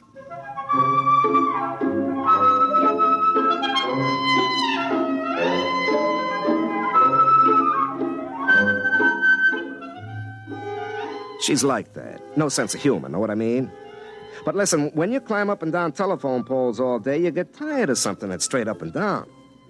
Rosie was a refreshing change. You know what I mean? Wow. But she had something. I mean, in the conversation. So I started taking those electronic courses, you know. I'd been at it a couple of months when I asked Rosie to come down to my basement. I certainly will not. Well, why not, baby? Sam Yoder, I'm a respectable girl. Honey, if I had anything else in mind, would I ask you to leave a nice, comfortable porch swing to go down to a whitewashed concrete basement? I guess not. Okay. Come on. I want you to see something. What? It's a big surprise. Right here, over on the bench. Take a look. Sam Yoder, have you been taking Papa's television set apart again? No, honey, not... Last time you got the channels mixed up and all Papa could get was Jane Mansfield. Mama had to finally take the fuse out and hide it. It's not a television set. It's my invention. Oh. What does it do? Well, I got the idea at the shop. I was looking at the blueprints of the multiple circuit stuff. You know, how to send 100 messages over the same wire. Well, I got this idea about how to have private conversations on a party line.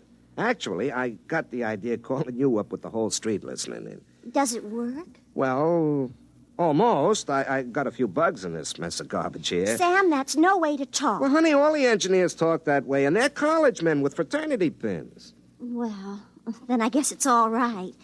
When will you have this fixed up? Oh, I don't know. I'll have to tinker with it a little. It's just like you, honey. Sam, you do not have to tinker with me. Honey, I mean electrically like you. High voltage and a lot of current, but too much resistance. You get it, honey? I mean like an electrical circuit. Resistance is... I get it. Sam, take me home immediately.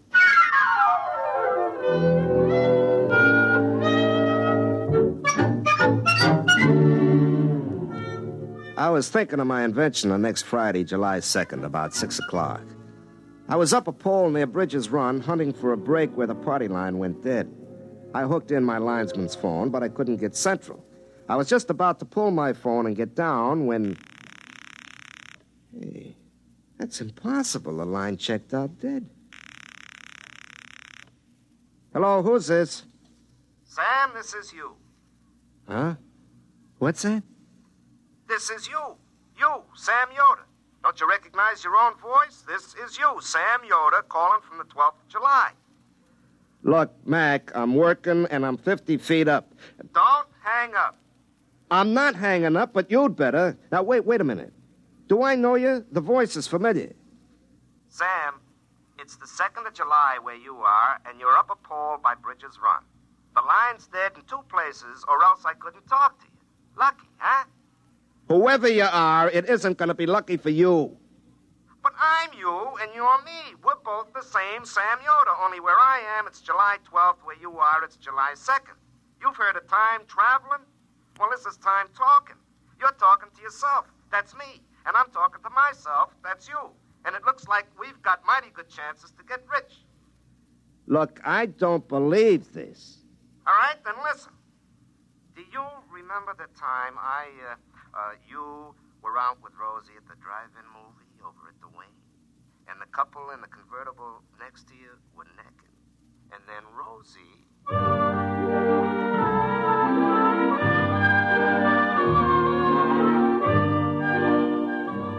Well, never mind what he said. It was something only me and Rosie would know about.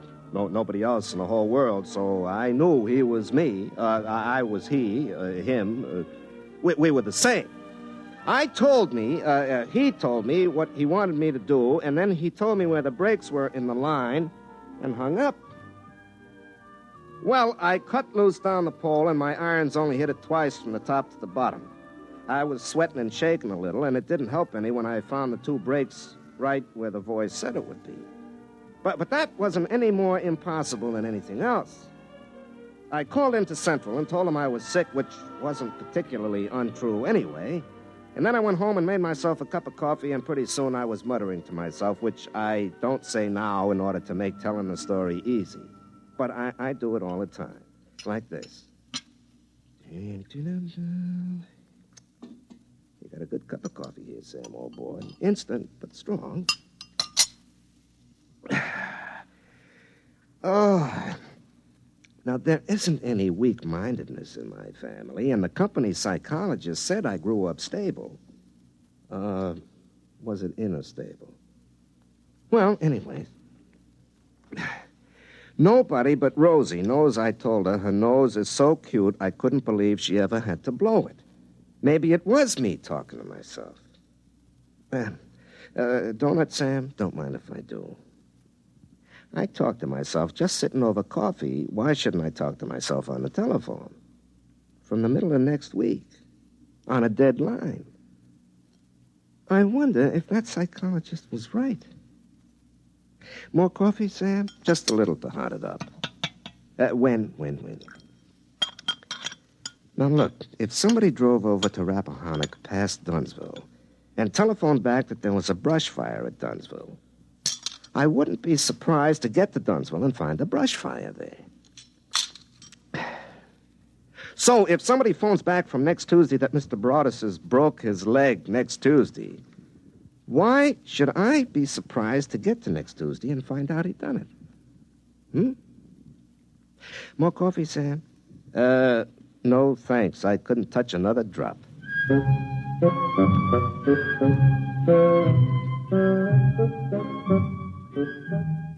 see what I mean? Pretty soon I began to realize there was money in this thing, and I got to work on my invention, the one I meant to use for private calls on party lines. I got out the soldering iron and a bunch of components I liberated from the phone company, and I started to rearrange the circuits the way that voice on the telephone had told me to. It was a real breadboard job with wires hanging out of it like spaghetti, but finally I was done. I spliced my gadget onto my phone, then I broke the line to Central, rang it, and half a minute later... Hello? Hello? Hello, Sam. This is you in the 2nd of July. You got it all fixed up, huh? Yeah, it looks awful. Well, that's okay. You can straighten it out later. Okay, Sam, now we get rich together. Look, Sam, I want to ask you a few things about this gadget. Now, you know where those 4 transistors are hooked up bridging the... Look, Sam, you mind if we don't go into that right now? Yeah, but I want to know if I reverse the leads, will I... Some other time. Well, if you're too busy to talk... I'll tell you. I am kind of busy right now. You'll understand when you get to where I am. Look, I worked 6 hours on that thing because you said to it. Don't get mad, Sam. I'll tell you what. You go see Rosie and tell her about this and have a nice evening. Ha-ha. What do you mean, ha-ha? You'll find out. Knowing what I know, I'll even double it. Ha-ha, ha-ha.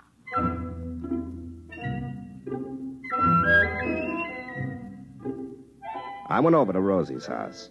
Her old man was watching Diana Dors on the television, and her mother was watching her old man, so I took Rosie by the hand and led her out onto the porch. I could see the moon glinting off eyeglasses as all the neighbor ladies leaned forward in their porch rockers to watch us.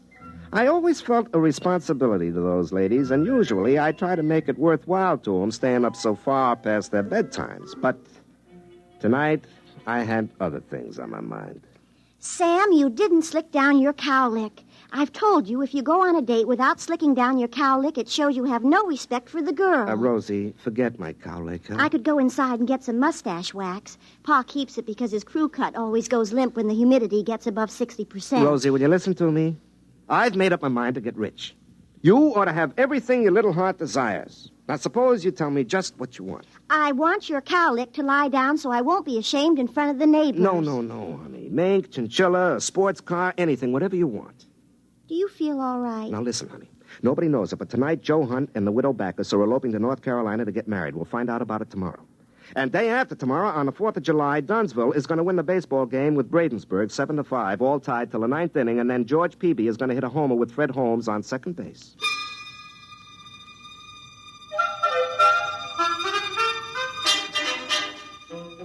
There was a brief silence, interrupted only by the sound of Pa's rocker going over as he tried to get a better angle on Diana Dors. I don't know how many times I've explained to him you can't improve on the view on a 2-dimensional TV screen by craning your neck. But he says you can't overcome a lifetime of habit. Well, anyways, I explained to Rosie about Sam in the week after next telling me all these things and how we were going to get rich. Sam, somebody was playing a joke on you. Oh, yeah?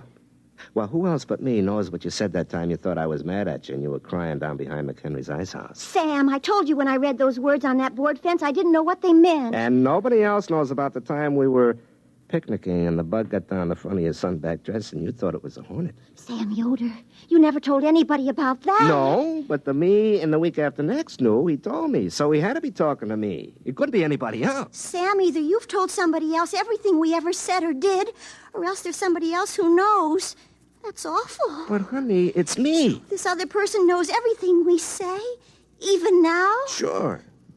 Sam Yoder, you go home. But, honey... Do you think I'm going to talk to you when somebody else listens to every word I say and knows everything I do? Do you think I'm going to marry you? But, Rosie, it's just between the two of us. You, me, and me next week. Rosie.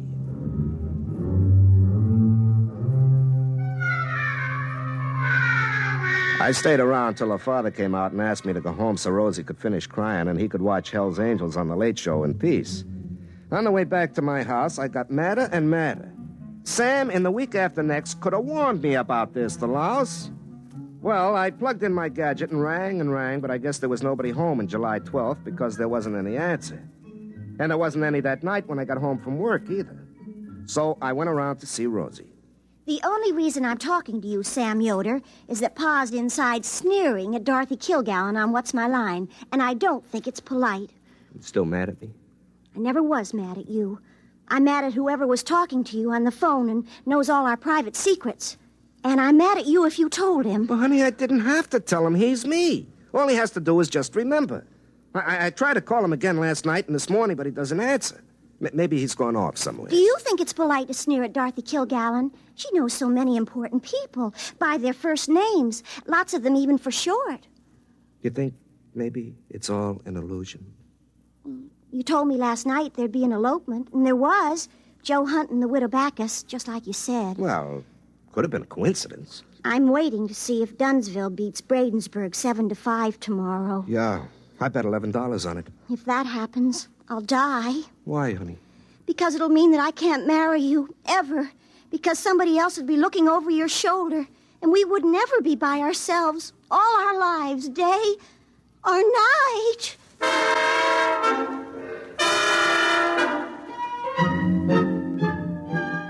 The next day in the big 4th of July ball game, it was tied in the ninth. Then George Peavy hit a homer with Fred Holmes on second base, and Dunsville beat Bradensburg 7-5. I collected my bet, but the $11 turned to ashes in my mouth.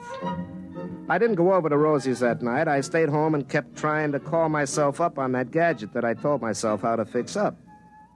It was a moonlit night, the kind I usually spend with Rosie while her old man watches the $1 million movie for the 7th time on TV, hoping that the ending will come out different. But there I was in the basement trying to call up the week after next, and nobody home. In the morning, I woke up suddenly. I thought it was the alarm clock, but it wasn't. Hey, I left the gadget on. Oh, wait, don't go away. Wait. Hello? Don't get upset, Sam. Rosie's gonna make up with you. How do you know what she's gonna do? She won't marry me with you hanging around. I've been trying to figure out a way to get rid of you. Quiet, I'm busy. I gotta go collect the money you made for us. You collect money? I get in trouble and you collect money? I have to, or you wouldn't get it. Now listen, where you are, it's Wednesday. You're going over to Dunsville today to fix some phones. You'll be in Mr. Broadus's law office about 10:30. Now you look out of the window and notice a fella sitting in a car in front of the bank. Notice him good. I won't do it. I won't take orders from you. Maybe you're me, but I make a bet and you collect it. For all I know, you spend it before I get to it. Now, I'm quitting this business right now. It's cost me my girl and my peace of mind and the blazes with it. Okay? Okay, Sam. Just wait and see.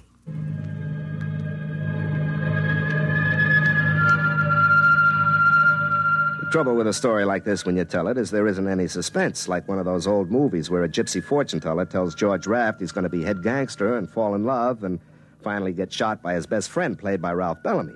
And then the rest of the picture just goes like a local commuter train following a schedule. Well, sure enough, I was ordered over to Dunsville to fix the phones in Mr. Broadus's office. Well, at 10:30, I happened to look out of the window, and there, sitting in a car with the motor running, was a reddish-haired man. Then suddenly 2 other men come running out of the bank carrying bags. Mr. Harrison, the guard, is shooting at them. And they're shooting back. And the car takes off like a big bird and shoots out of town. And Fred Hale comes tearing after him in the squad car right down Olympia Street. Unfortunately, Mrs. Monroe was turning left into the supermarket parking lot. She happened to be coming from the far right lane.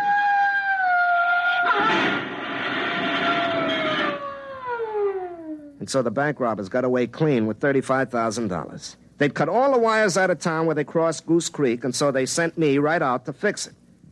I was up the pole right next to the creek, working, and, like usual, talking to myself. Sam, do you realize what that was? A bank robbery. You, in the middle of next week, told you to come over here and watch a bank robbery, but you didn't tell yourself what for. You didn't tell yourself to stop it. Sam, that other you is a born crook.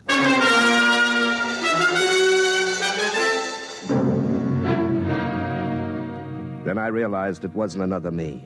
It was me a week and a half later. If he was a born crook, so was I. Nothing could happen in a week and a half to change character like that.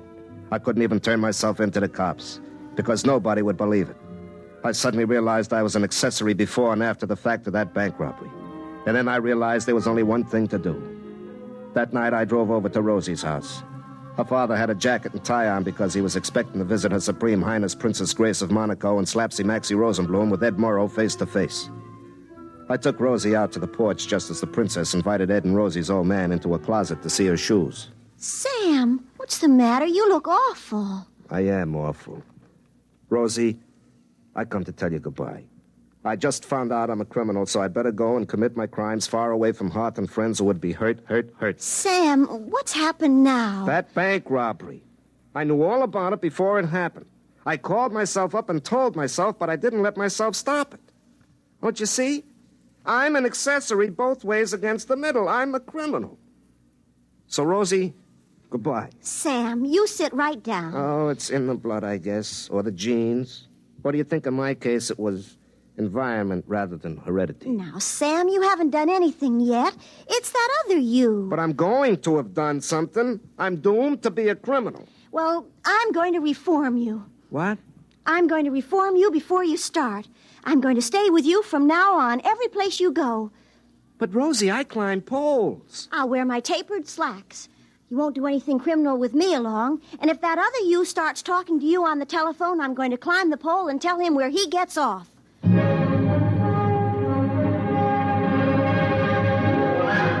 And that's just what she did.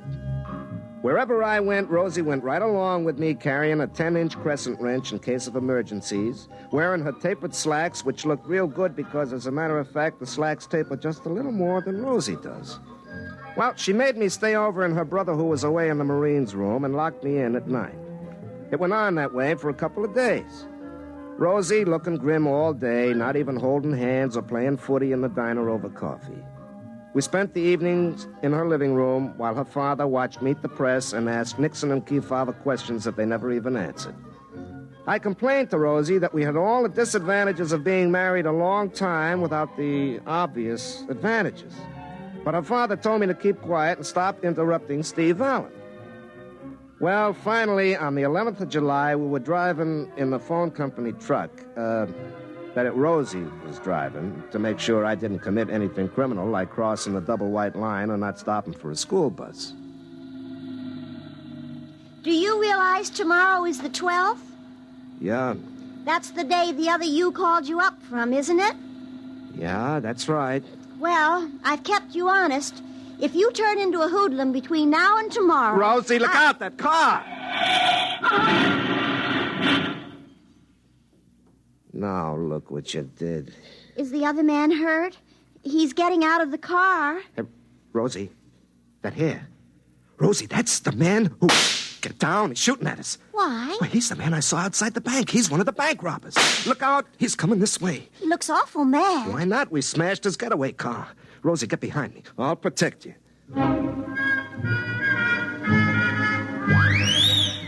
The fella came up to us holding his gun and looking pretty upset. And he was just about to say something when Rosie reached over my shoulder and hit him on the head with her crescent wrench. I took a length of wire and my pliers, and I had his hand spliced behind his back before he came to. We threw him in the back of the truck and took him into the sheriff at Dunsville. He confessed right away and told where his buddies were hiding out. Rosie locked me up in her brother's room again that night, and then it all came clear to me. In the morning, Rosie came out on the truck with me again, and she was still trying to reform me. I let her come along, but inside I was grinning. What are you sneering about, Sam? I'm not sneering, I'm grinning. Rosie, do you realize there's a $5,000 reward for those robbers? And we get it? Well, I'm still worried about that other you. Oh. Well, we'll take care of that right now. Sam, what are you doing? Now, just a minute, honey. I gotta climb that pole.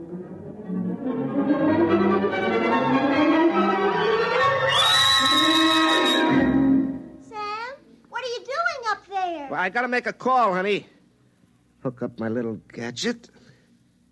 Now.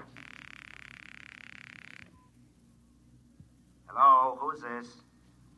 Sam, this is you. Huh? What's that? This is you. You, Sam Yoder. Don't you recognize your own voice? This is you, Sam Yoder, calling from the 12th of July. Look, Mac, I'm working and I'm 50 feet up. Don't hang up.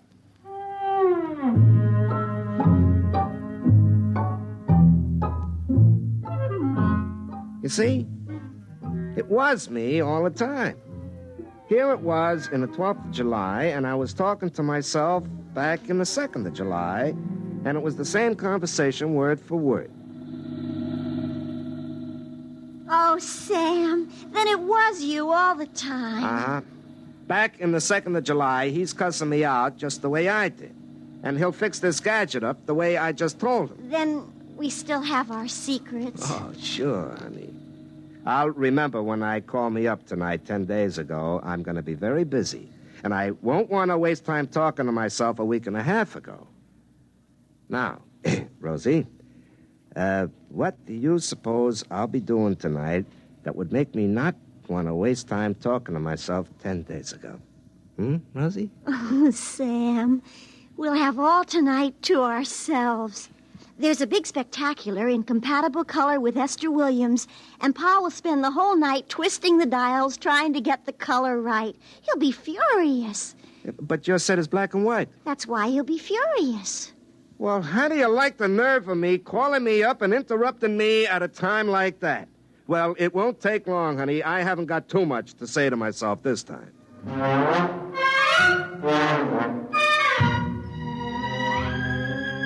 Well, that's the way it went. Rosie and I got married. Like I say, I wouldn't believe this story if I was you. Of course, what with horse races and things like that, we're doing pretty well, but that could just be good luck. But folks around this part of the country don't want to bet with me. I am the only one in the country who won a bet that Don Larson would pitch a perfect no-hit, no-run game in the World Series. You see, I had a little advance information. You have just heard X-1, presented by the National Broadcasting Company in cooperation with Galaxy Science Fiction Magazine, which this month features Of All Possible Worlds by William Tenn, a story which demonstrates that changing the world is simple.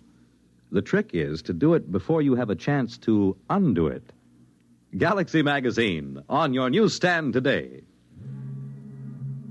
Tonight, by transcription, X-1 has brought you Sam, This Is You, a story from the pages of Galaxy written by Murray Leinster and adapted for radio by Ernest Kenoy. Featured in the cast were Larry Haynes as Sam and Pat Hosley as Rosie. Your announcer, Fred Collins. X-1 was directed by Daniel Sutter and is an NBC Radio Network production.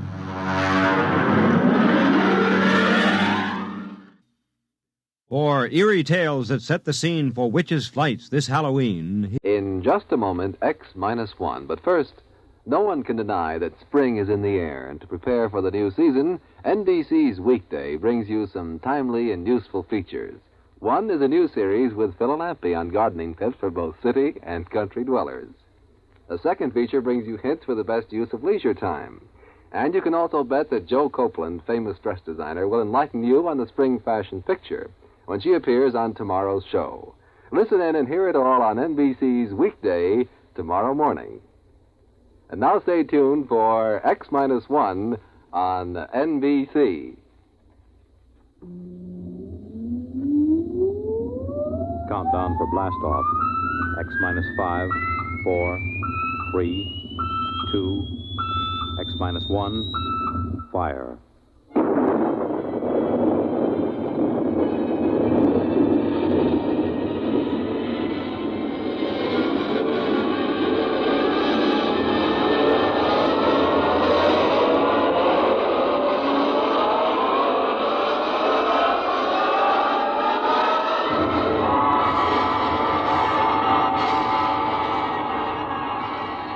From the far horizons of the unknown come transcribed tales of new dimensions in time and space. These are stories of the future, adventures in which you'll live in a million, could be years, on 1,000 maybe worlds. The National Broadcasting Company, in cooperation with Galaxy Science Fiction Magazine, presents X minus 1.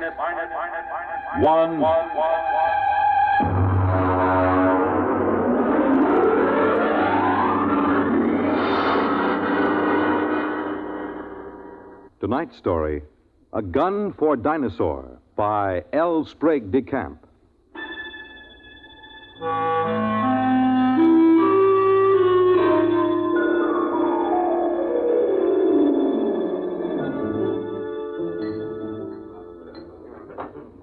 Just whiskey, please. No soda. Ice, Mr. Rivers? Good heavens, no. I have been in America for some time, but not that long. Well, to a fine dinosaur. Well, now, just a moment, Mr. Seligman. I won't take you hunting late Mesozoic dinosaur. Why not? How much do you weigh? About 9 stone? 130 pounds. Yeah, I thought so. It's not heavy enough. But your advertisement. You said safaris arranged to any time well, period. I'll take you to any period in the Cenozoic. I'll get you a shot at any entelodont or even mammoth or mastodon. They have fine heads. But I'll jolly well not take you to the Jurassic or the Cretaceous. You're just too small. But what's my weight got to do with it? Now, look here, old boy. What did you think you were going to shoot those dinosaurs with? Well, Well, look over here in this case. That's my own gun, a Continental 600.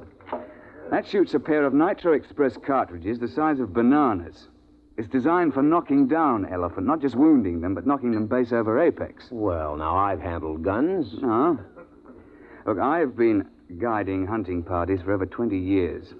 But I've never known a man your size who could handle the 6-0. It knocks him over. Well, people have killed elephant with lighter guns, even a 375. Ah, yes, but consider an elephant weighs, well, let's say from 4 to 6 ton. You're planning to shoot reptiles weighing 2 to 3 times as much as an elephant. Now, I tell you, Mr. Seligman, I won't take anybody hunting dinosaur who can't handle a 6-0. Look, let's pour another drink, and I'll tell you why. You see, I went into the partnership with the Raja about 5 years ago. I call him that because he's the hereditary monarch of Jaunpur. It means nothing, of course. We both wanted to do a bit of hunting again. And Africa's all played out. It's too civilized now. So when we heard of Professor Prohaska's time machine at Washington University, we caught the next plane to St. Louis. The foundation administering the machine had worked out an arrangement splitting the time between scientific parties and hunters who wanted to try their luck at prehistoric game. Hunters paid through the nose, of course, to support the project. Well, it was about our 5th safari that Courtney James showed up. He's what you chaps call a playboy, a big bloke, handsome in a way, florid, beginning to turn to fat. He was on his 4th wife. And when he showed up at the office with a blonde, I assumed that this was the 4th Mrs. James. But he left her in the outer office and corrected my assumption. Bunny? Oh, no, she's not my wife. My wife is in Mexico, I think, getting a divorce. But Bunny here would like to go along. I'm sorry. We don't take ladies. Not to the late Mesozoic. If she wants to go, she'll go. She skis and flies my airplane, so why shouldn't she? There are enough risks at 85 million BC without adding to them. I'm sorry, but it's against the firm's policy. Now, look here. I'm paying you a lot of money. I'm entitled... You can't hire me to do anything against my best judgment. Now, if that's how you feel, get another guide. All right, all right. But let me tell you.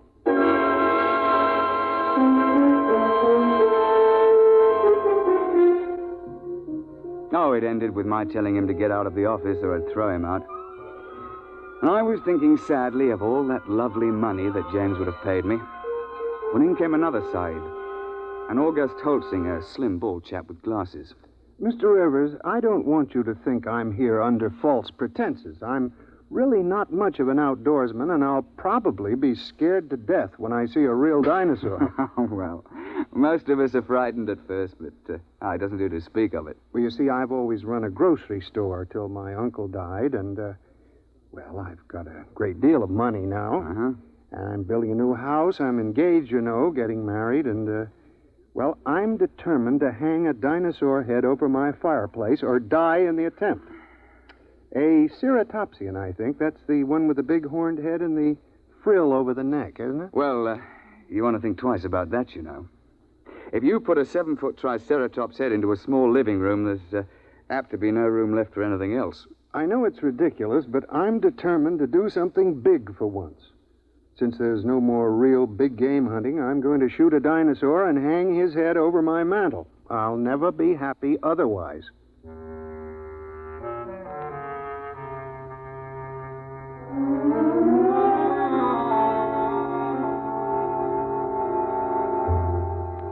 The Roger and I decided to make it to the Middle Cretaceous. That's about 85 million years ago.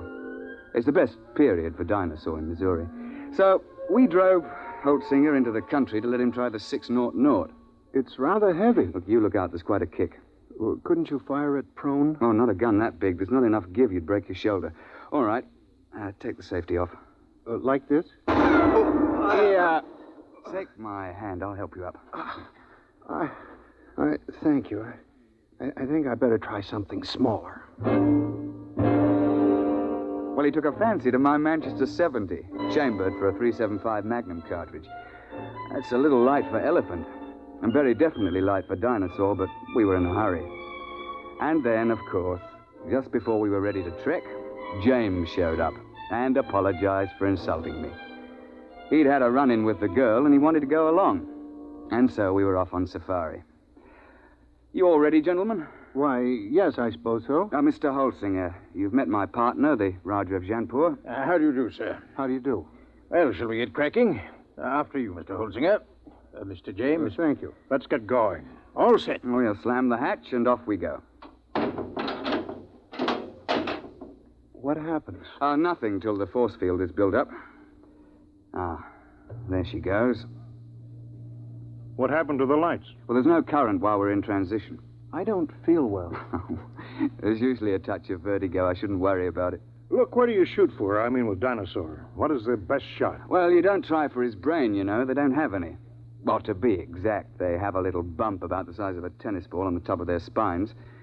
And you're not likely to hit it when it's embedded in a 6-foot skull. Try for the heart. They have big hearts, over 100 pounds.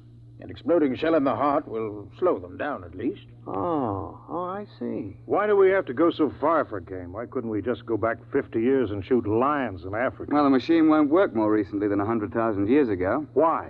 Well, look, I'm no four-dimensional expert on the subject, but it has something to do with what they call time paradox. You know, if people could go back to recent times, they might do something to affect history or kill their own grandfather, you know. And there's also some kind of taboo about sending people back to the same time again. There's paradoxes. Mustn't have them. What would happen? I'm not sure, but the university isn't taking chances. They've got about a billion years to cover. They won't run out of eras. Hello? Here we go. Oh, cheers, eh? Well, that's done it. April 24th.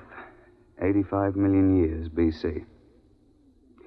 Now then, careful. Keep the safety on your gun. And don't shoot unless I give the word. Why? Why should we have to wait for you? Because I'm responsible for everything you do. Especially if something goes wrong. I say, Roger, open the door, will you?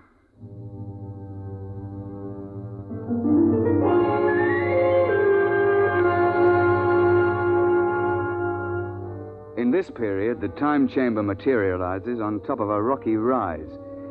At the west, you see the arm of the Kansas Sea that reaches across Missouri, and the big swamp where the sauropods live.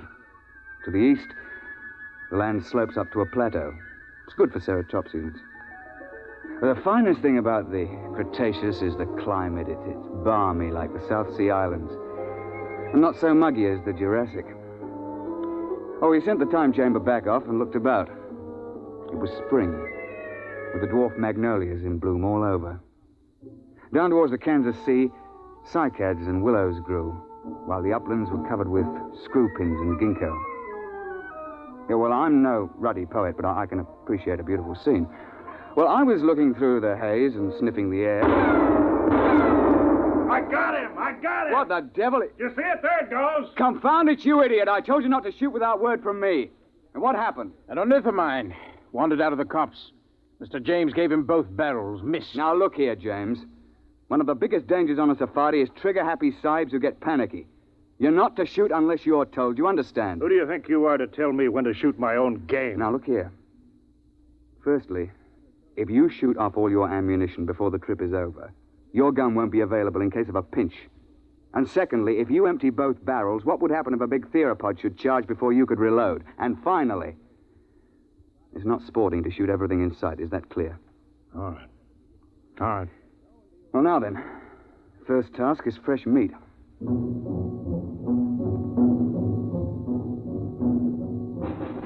As I told you, Holsinger wanted a ceratopsian head. James insisted on a tyrannosaur. Then everybody would think that he'd shot the most dangerous game. Well, the fact is that tyrannosaur's overrated. But everybody's read about the tyrant lizard, and, well, he does have the biggest head of the theropods. Oh, and he'll snap you up if he gets the chance, no fear. Oh, we started off searching for meat. The Raja and I put the sahibs in front. Yeah, we tell them it's so that they'll get the first shot, which is true, but another reason is that they're always tripping and falling with their guns cocked, and if the guy were in front, he'd get shot.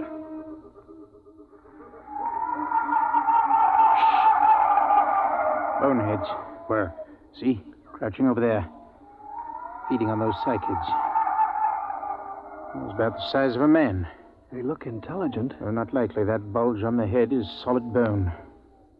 Now then, hold on there, James. You've had your shot for the day. Hold your fire until Holsinger shoots. Yeah, sure. All right, go ahead, Mr. Holsinger. Doesn't matter which one? No, here. Try that one by the rock. There's a good clear shot. Well, take your safety off. Oh. Go ahead now. Well? Shh. Ah, nuts. I've had enough of this. James, don't... I got him clean right through the heart. First shot. How's that? I thought you were going to give Holsinger the first crack. It's his turn. Well, I waited. Took so long I thought he'd gotten buck fever. Very well. But if this sort of thing happens once more, we leave you at camp the next time we go out. The next couple of days, we trekked around the neighborhood and then headed over to the sauropod swamp, over to the west. We were staked out along the edge of the lake, watching a big beggar out in the swamp waving his head about. And they're the big ones. They look something like the brontosaur. Can't we shoot him? I wouldn't. Why not? Well, there's no point to it, and it's not sporting. Like, if you kill one in the water, he sinks and can't be recovered. And if you kill one on land, well, the only trophy is that little head on the top of that long neck. You can't bring that whole beast back because he weighs 30 tons or more. That museum in New York got one. Oh, yes. Well, they sent a party of 48 to the early Cretaceous with a 50 caliber machine gun. They spent 2 solid months hacking and sawing the carcass apart and hauling it to the time machine.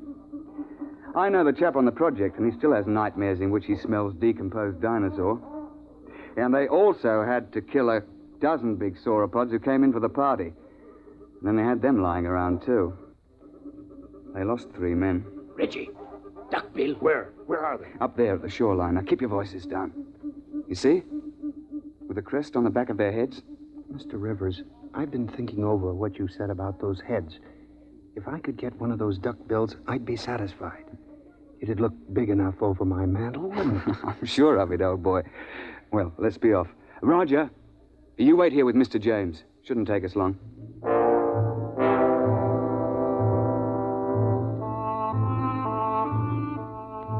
Holt and I crept along the shoreline, narrowing the range to the duckbills. I think I can make the shot from here. I'll be ready in a minute. My shoe is loose. He's getting away. I won't get a shot. I'm afraid Mr. James has fired both barrels again. James, that's the second time you spoiled my shots. I ought Don't be a fool. I couldn't let them wander into camp, stamping everything flat. There was no danger of that. You can see that the water is deep offshore. It's just that our trigger-happy Mr. James can't see any animal without shooting. And if it did get close, all you have to do is to throw a stick of firewood at it. They're perfectly harmless. But how was I to know? I believe I mentioned it. Well, what are we on this miserable trip for, except to shoot things? There are certain rules, you know. You call yourselves hunters. I'm the only one who was hitting anything. Now, just a moment, old man. You're behaving like a confounded skite with more money than brains.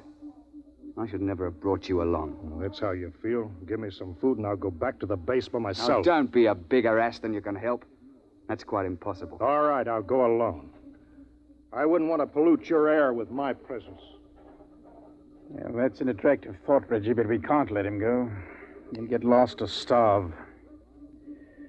All right, I'll go after him.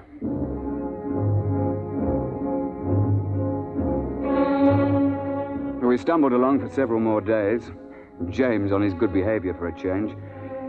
And on the 1st of May, we broke camp and headed north to the hills. That was hot and sticky. And we were soon panting and sweating like horses when I picked up the smell of carrion and heard the thrumming of the flies. We found a huge ceratopsian lying dead in a little hollow on the edge of the copse. He must have weighed 6 or 8 tons alive. Why couldn't I have gotten him before he died? That would have made a darn fine head. Look, on your toes, chaps. The sauropod that's been at this carcass is probably nearby. How do you know? We see how the hide's been ripped off and the bones are scattered. Sauropods will hang around a carcass like this for weeks, gorging and then sleeping their meals off for days at a time. What do we do?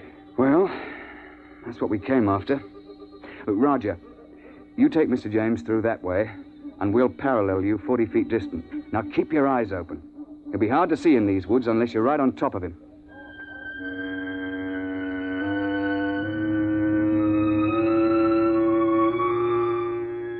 We pushed through the edge of the copse, looking for the huge flesh-eater who'd been at the carcass. I could hear James and the Rajah pushing ahead on my right. We were separated by a gully when I heard a noise ahead on our left.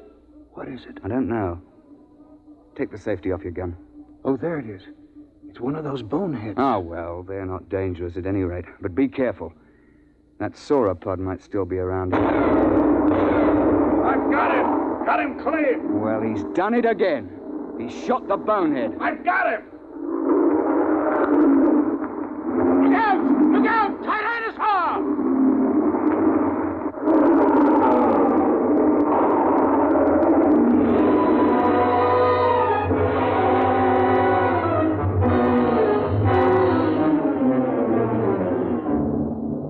The Tyrannosaur heaved his head out of the shrubbery just in front of us.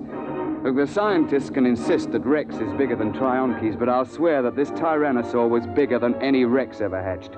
It must have stood 20 feet high and been 50 feet long. I could see its big, bright eye and 6-inch teeth.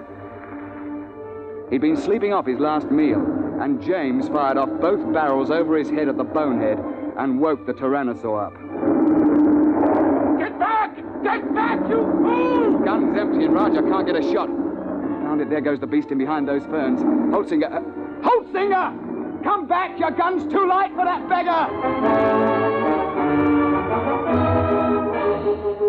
James came bolting back in a panic and blundered into the Rajah, sending both of them sprawling under the ferns. The Tyrannosaur came after them to snap them up. Holtzinger began to blaze away. He got off 3 shots through the beast's body with that little light gun. The Tyrannosaur whirled around to see what was stinging it. The jaws came open, and the head swung around and down again. Holtzinger got off 1 more shot and tried to leap to one side. The Tyrannosaur continued its lunge and caught him in its jaws as he fell. Reggie! Stand clear! Heart's the only chance. It's no use. There he goes. Try a long shot. No, missed him clean. Poor Holtzinger. Well, that's the end. He stopped screaming. Did you notice? Oh, yes. Well, I expect we'd best track the beast. He might be dying. We should try to recover Holtzinger's remains. Yes, there's nothing else to do. No, nothing. It's a bad show all around.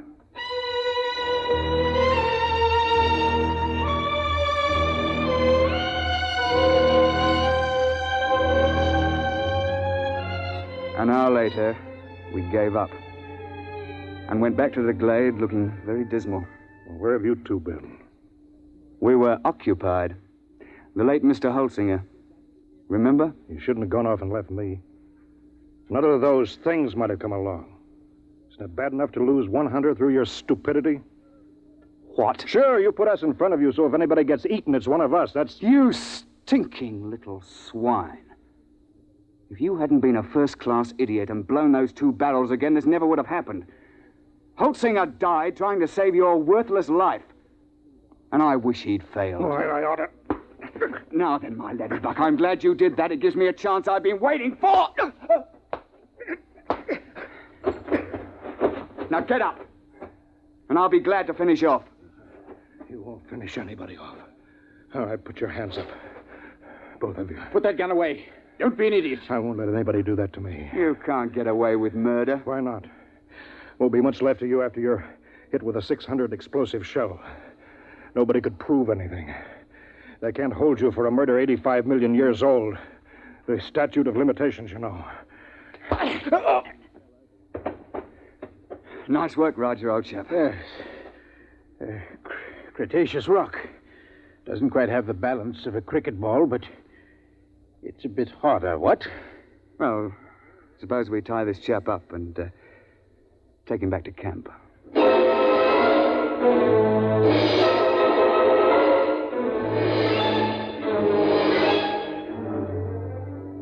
When the time transition chamber finally arrived, we fell over one another getting into it.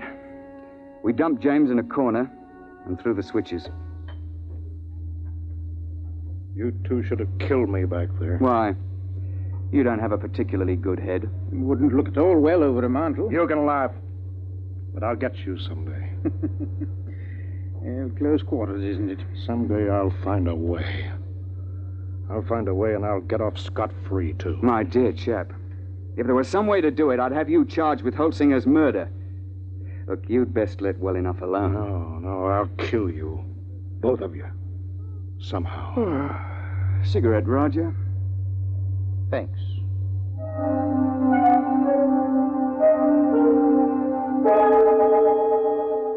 When we came out in the present, we handed him his empty gun, and off he went. We paid everybody off, found that we were broke. But quite luckily, a steel manufacturer turned up who wanted a mastodon head for his den. While we were standing in the laboratory at the university waiting for the time chamber, the technician, he's a bookish chap, a theoretical temporal physicist, was watching his dials and scopes. Oh, by the way, Mr. Rivers, you just missed him. Missed who? That last client of yours, Mr. James. Well, that's good luck. What was he doing here? Oh, he told me quite a tale. Said he'd lost his wallet back there. Said it contained some very valuable papers. It must have been valuable. He paid the university fee of $5,000 for the use of the chamber. He's on his way back there now. Back where? Well, he told me to send him back a few minutes before you arrived the last time. Then he could see himself drop the wallet. He's going to stand there and watch himself come out? Yeah, but, doesn't that create what you chaps call a paradox? What happens when a man tries to occupy the same time twice? No, we don't know. It's never been tried before. Well, we tried to warn him, but he insisted. Yes, I know. He's a headstrong chap. Still, you wouldn't think he'd chance it just for the sake of a wallet. Was he armed? Yes. He had a 375 Express. 375? Well, that's odd. He knows it's too light for Dinosaur. Yes, but not too light for a man. I say, Roger, you don't think Mr. James is lurking behind a bush back there until we show up again? And planning to pot us as we step out? That's impossible. We already did step out of the chamber and nothing happened. Yeah, but that was before Mr. James was waiting with an express rifle cocked. Hey, Doctor? You mean He's planning to murder the two of you? I wouldn't be a bit surprised. I don't suppose there's anything you could do to stop the process now. No, it's too late. The chamber's in transition now. Look, hadn't you better get out of here before he kills you? Well, there's no point in running. If Mr. James's theory is right, we've both been dead for 85 million years. We might as well wait and see what happens. Transition point coming up. Well, it's been quite a world up to this point. Hey, Roger? Yes, quite. Here it goes.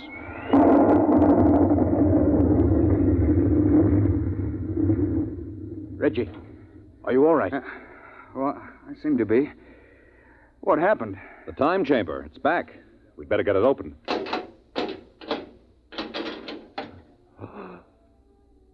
Good Lord, look at that. Ghastly, isn't it? Where did it come from? I'm not sure. But I rather think it came from the Middle Cretaceous era. It wasn't here a moment ago. Ghastly mess. Looks as if every bone was pulverized and every blood vessel burst. I dare say. But that's his gun, all right. It's James, there's no doubt of it.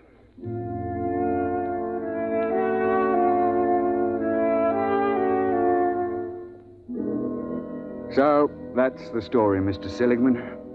Of course, I don't understand the mathematics, but the idea's rather easy to grasp. Nobody had shot us when we first emerged on the 24th of April, 85 million BC.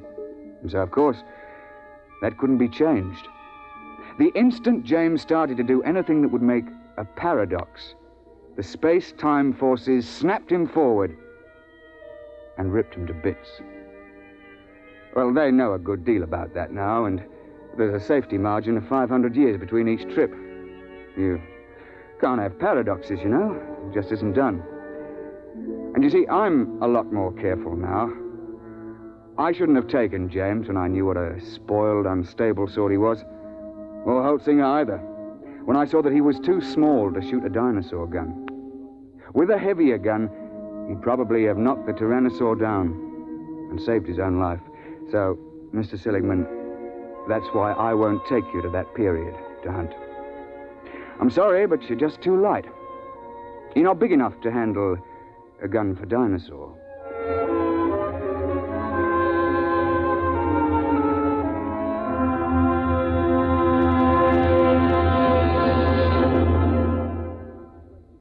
You have just heard X-1, presented by the National Broadcasting Company in cooperation with Galaxy Science Fiction Magazine, which this month features the story of a man who develops a spaceship that travels so fast that its pilots vanish mysteriously into thin air. Read the Vaughn Shelton story, Point of Departure, in Galaxy Magazine, on your newsstand now. Tonight, by transcription, X-1 has brought you A Gun for Dinosaur, a story from the pages of Galaxy, written by L. Sprague de Camp, patent consultant and one of our leading authors of science fiction. It was adapted for radio by Ernest Kenoy. Featured in the cast were Alastair Duncan, Wendell Holmes, John Gibson, Donald Buca, Warren Parker, and Alan Hewitt. Your announcer, Fred Collins. X-1 was directed by Daniel Sutter and is an NBC Radio Network production.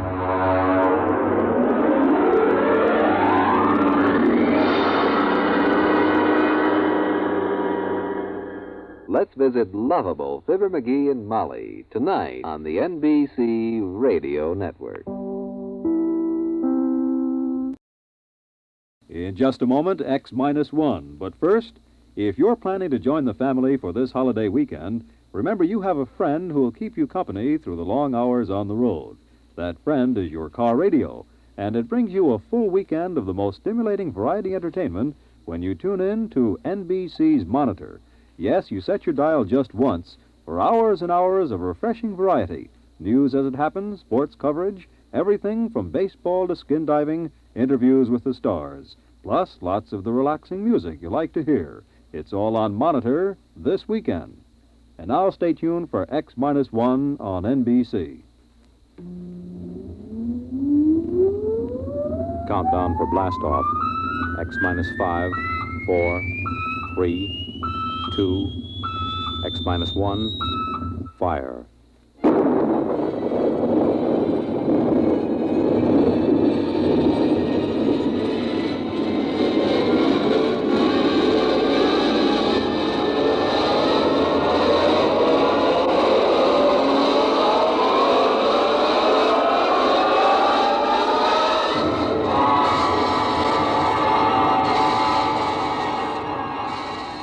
From the far horizons of the unknown come transcribed tales of new dimensions in time and space. These are stories of the future, adventures in which you'll live in a million, could be years, on 1,000 maybe worlds.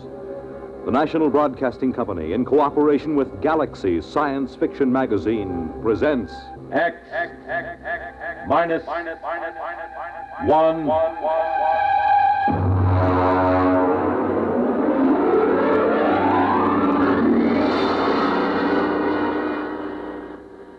Tonight's story, A Pail of Air, by Fritz Leiber.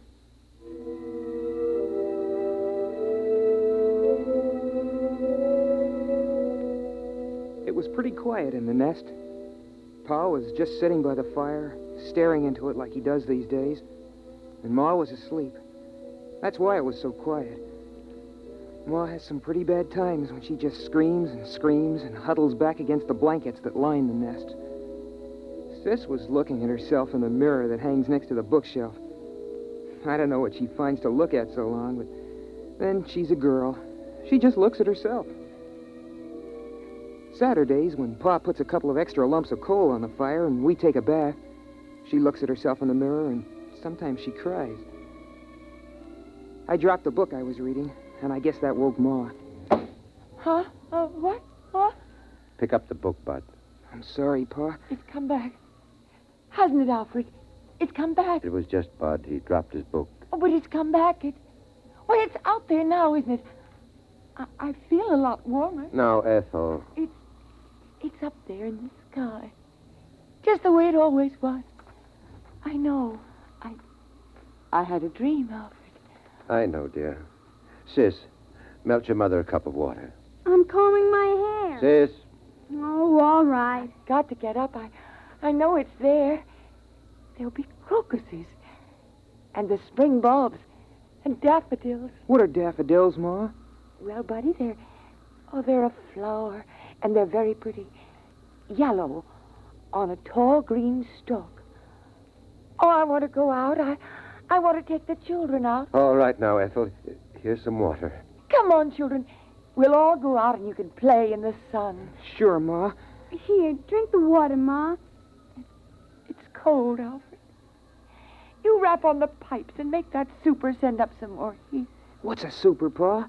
It doesn't matter, Bud. There aren't any anymore. Oh. Pa, the pail's running low. Bud, you better get into your things and go out and get an extra pail of air. There are a couple of pails behind the first blankets. Go on, get into your things. It isn't back, is it? No, it isn't. There's no sun in the sky. No sun, is there? No, Ma. What was it like? The sun. Sis, don't get your ma upset. The sun was yellow. And so bright you couldn't look at it. Burning hot. So hot. But when you stretched out in it, it made you feel warm all over. Tingly warm. It's been so long since I've been that warm. I was warm last year on my birthday when Pa put all that extra coal on. And then every morning it would come out of the east, make the clouds all pink and yellow.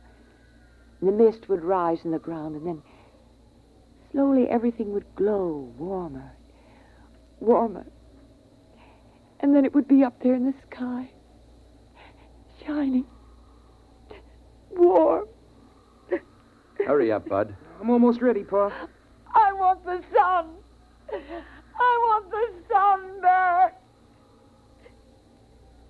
Alfred, get me the sun. It's gone, Ethel. There's nothing I can do. For Christmas? On my birthday? Go ahead, Bud. Take the big pail and get it full this time.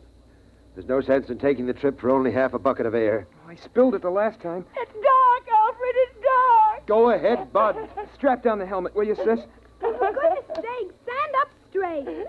Okay. All right, I'll be right back. Don't hold the blankets open too long. All right, Ethel. We're all safe. Bud will be right back with another pail of air. It's all right.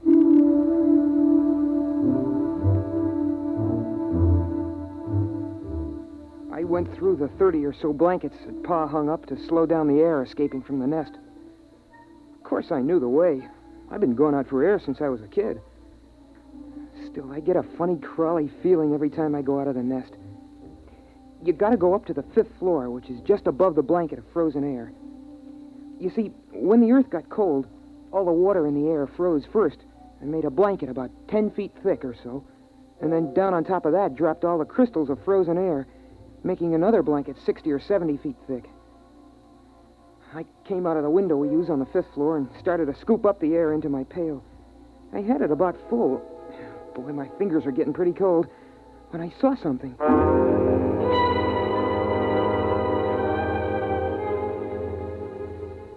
Hey, that's a light. Oh, darn it, I kicked over the bucket. Oh, there can't be a light. Not moving around in a window like that. There can't be. Come on, Pa and Sis are back in the nest. I'm up here, and there can't be anyone else. Everybody on Earth is dead except us.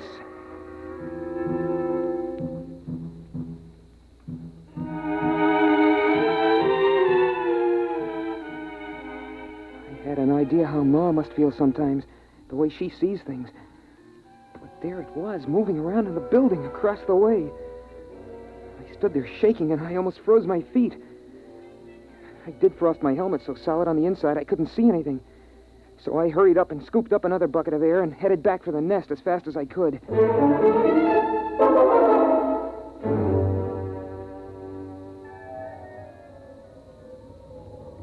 Pa, I saw something. Go on, hang those outside clothes up by the fire. Phew. Pa, I saw something, I did. Your mother's quiet now. Don't upset her. Pa, it was a light. Wait till I get this air next to the fire. Give me the cloth, Sis. Shall I put another lump of coal on, Pa? No. The oxygen from this bucket will get the fire up when it begins to melt. There. Pa, I'm trying to tell you, I saw something up there. Light. There's lots of lights. Stars. I know what stars look like, Dopey. They're big, steady white lights in the sky. This was down here in a building. What is it? Alfred, what is it? Nothing, Ethel. Now, what is this, Bud? Well, first I thought it was a lady, a young lady. I mean it. Like in one of those old magazines. I thought I saw it in a window. But then all I saw was a light. You watched it for some time, son? Long enough for it to pass 5 windows and go to the next floor. And it didn't look like stray electricity? No, Pa, I know what that looks like. Or a star refracted through an icicle? Sometimes if you catch it at the right angle, it... Pa, honest, I never saw anything like it before. Huh. All right. I'll go out with you and you show me. No, Alfred. You can't go and leave us alone, not both of you. It's all right. We'll be right back. Here's your helmet, Pa. There's something out there. I've always known there was something out there waiting to get us. Hand me my glove. Something that's part of the cold, hates all warmth, wants to destroy the nest. Been watching us all this time. Now it's coming after us, and it'll get you, and then it'll come for me. Oh, don't go. Alfred, please don't go. Everything will be all right. Now, Sis. Yes, Pa? You come watch the fire. Keep an eye on that air, too. If it gets too low or doesn't seem to be boiling fast enough, get another bucket behind the blanket. Alfred, don't go. I'll take care of it, Pa. Could there really be anybody out there? I don't see how. We heard the last radio voices a year before Bud was born. There hasn't been anything since then. Then what could it be? I don't know. Probably just a reflection. An ice crystal cracking. Come on, Bud. Get your helmet on.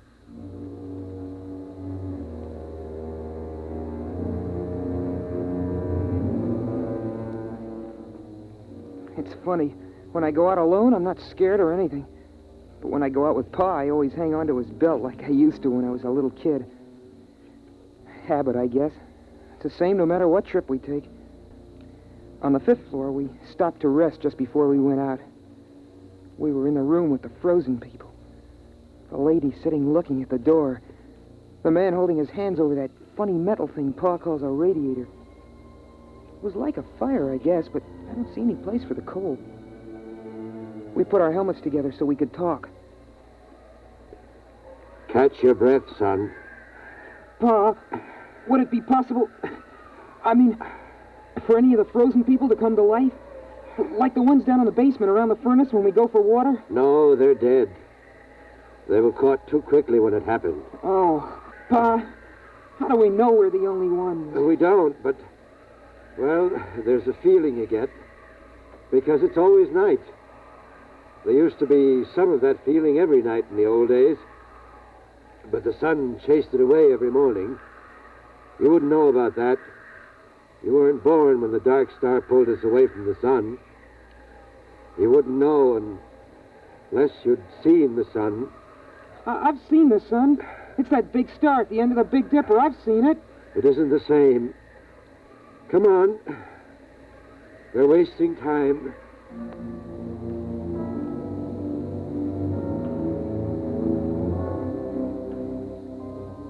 I don't know what the city looked like in the old days, but now it's beautiful. The starlight lets you see it pretty well. We're up on a hill, and the plain slopes down away from us.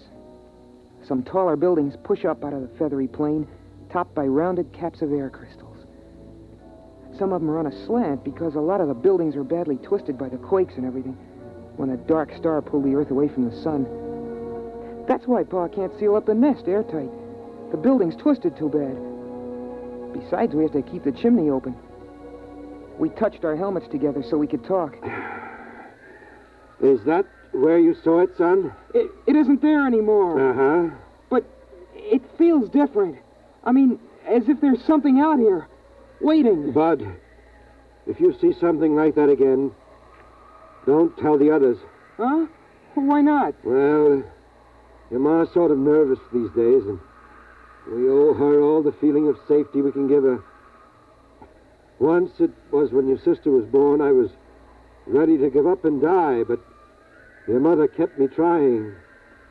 Another time, she kept the fire going a whole week all by herself when I was sick.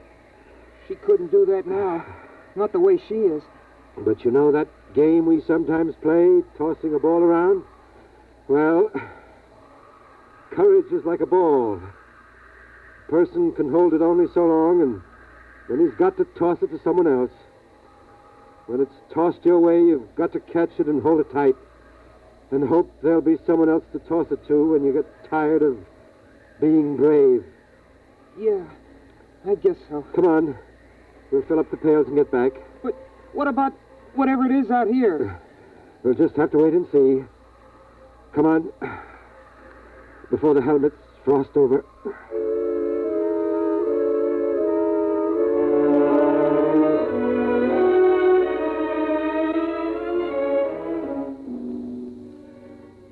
It's pretty hard to hide your feelings in the nest.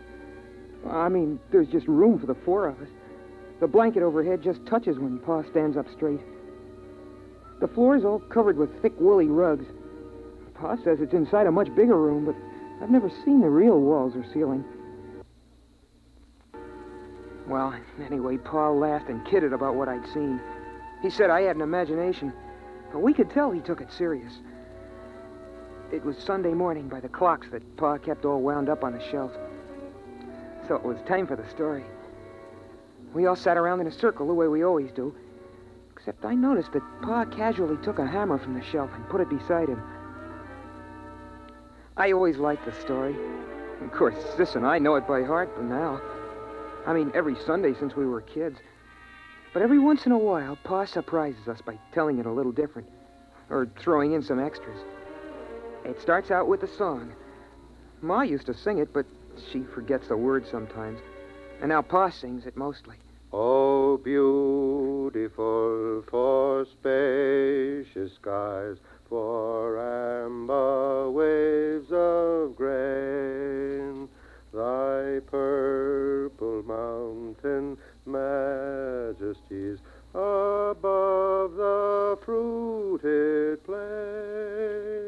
course, the words don't mean anything. I mean, the skies are spacious enough, but there aren't any waves of grain, and the plain is all covered with a blanket of frozen air. But it's part of the story ceremony, and Pa likes it. He says it reminds him of the old days. After the song, Pa starts the story. In the days of my youth, the sun hung above, golden and warm, and the earth was fruitful and multiplied, and the fields were green, and the day was glorious, and the wind blew across the hilltops, and the air was free and good to breathe.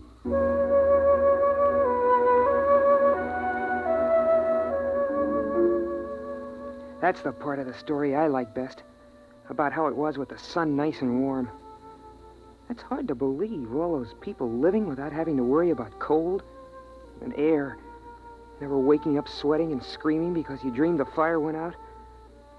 It's impossible to believe, but Pa was a good storyteller, and he made it seem real.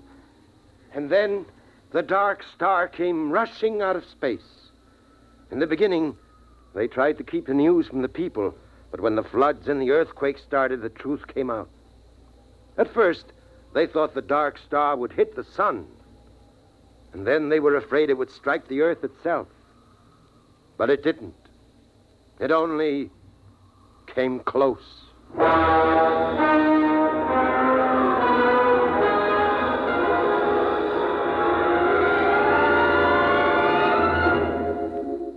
Pa tells it like the sun and the dark star fought for the earth like two dogs over a bone. I know what he means, because I've seen a picture of a dog in a magazine. And then the dark star won and carried us off. But the sun kept the moon. There were earthquakes and floods. Pa says that mountains fell and oceans slopped over. Oceans, that's a lot of melted water lying around loose. It's hard to imagine. But Pa says it was so. Then came the open question time in the story. Sis asked a question about what girls wore for clothes. And I asked Pa how people acted in those days when the earth was twisted and jerked almost apart. Well, Bud, I was too busy to notice much. A friend of mine, Dr. Weisbrot, and Kelly, the geophysicist, and Walters, the astronomer, we knew what was going to happen. And we were working to fix up a place with airtight walls and insulation and big supplies of food and bottled air. But the place got smashed up in the earthquakes, and they were all killed. So I put the nest together at the last minute in the living room of our apartment. It's a 4-room apartment. You must have seen some of the people, like the frozen ones downstairs. At that time, Bud, I only thought of one thing. Your mother and survival. If I had stopped to think, I wouldn't have even tried to make the nest. It would have seemed ridiculous. Blankets and a coal fire against the cold and vacuum of space. But I didn't think. I survived.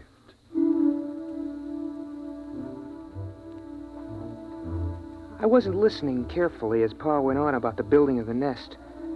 I kept thinking about something else. About that light I'd seen outside. I kept asking myself, what if the frozen people were coming to life? What if they were like the liquid helium that crawls toward heat when it should be frozen solid? What if something were coming from the dark star to get us? Something making the frozen people move, not by themselves. That would fit with what I'd seen. A young lady's face and the moving light. I sat there and shivered, thinking of the frozen people with minds from the dark star creeping, crawling, snuffing their way, following the heat to the nest. And then, over from beyond the blankets, I thought I heard a tiny noise. So I asked myself then, what's the use of going on? Why prolong a doomed existence of hard work and cold and loneliness? The human race is done. The earth is done. Why not give up, I asked myself. And then I did hear the noise, louder this time, a kind of shuffling tread coming closer. And then I got the answer. The Earth's always been a lonely place millions of miles from the next planet. And no matter how long the human race might have lived, the end would have come some night. Those things don't matter. What matters is that life is good. There's a lovely texture, like some rich cloth or fur, or the petals of flowers, crocuses, daffodils, or the fire's glow. And that's as true for the last man as the first. Still, those steps kept shuffling closer. Pa was talking, and Ma was dreaming with her eyes closed, and Sis was looking at herself sideways in the mirror. And I was the only one who heard the noise. A noise outside. So right then and there, I told myself that I was going on as if we had all eternity ahead of us. I'd have children, and I'd teach them all I could. I'd get them to read books, try to enlarge and seal the nest. I'd try to keep everything beautiful and alive. I'd keep alive my feeling of wonder, even at the cold and the dark and the distant stars. Pa, I hear... I know. What is it, Alfred? What is it? What's going on? Oh, you've got to tell me. Pa, I'm scared. Quiet. But you heard it? Uh-huh. Kind of shuffling, coming toward the nest. Sis, take care of your mother. It's all right, Ma. Lie down. Come on. I'll take the hammer. You take the hatchet. What is it, Pa? What is it? I don't know. Listen. It's closer. Mush. Pa, the blanket is moving. Ready with your axe. Hello? Who's there? Is there somebody in there? Come in. It's all right. They're alive. Alive. Who are you?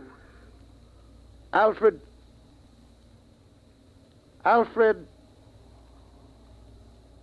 Hutchinson. Dr. Alfred Hutchinson. You can take off your helmets in here. But the air. We have air. We bring it in pails. Come on, Ralph. Let's take off our helmets. It's impossible. Where are you from? We thought we were the only ones. Los Alamos. The nuclear laboratory. Yes, that's right. We get our power from the reactor, using the stockpile of bombs for fuel. Then there are others. There are other men.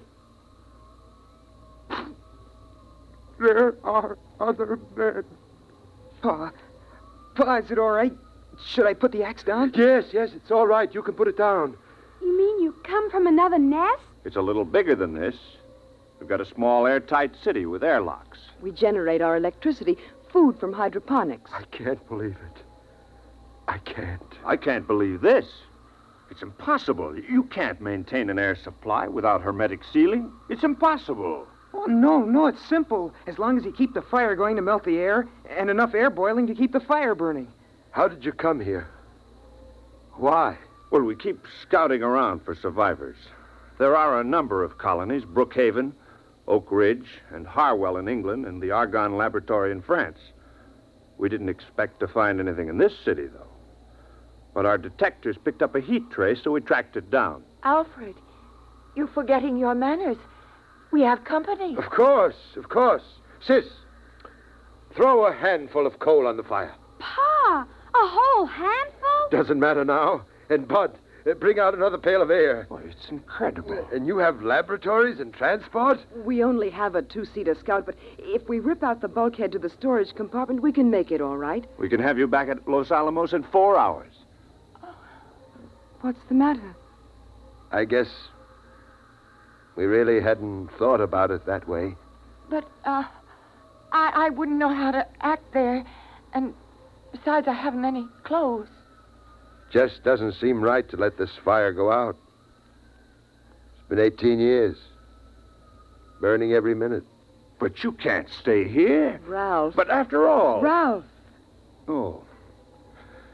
Look, Dr. Hutchinson, we'll go out to the ship and bring back a small power heater. I know this is very sudden and upsetting to you.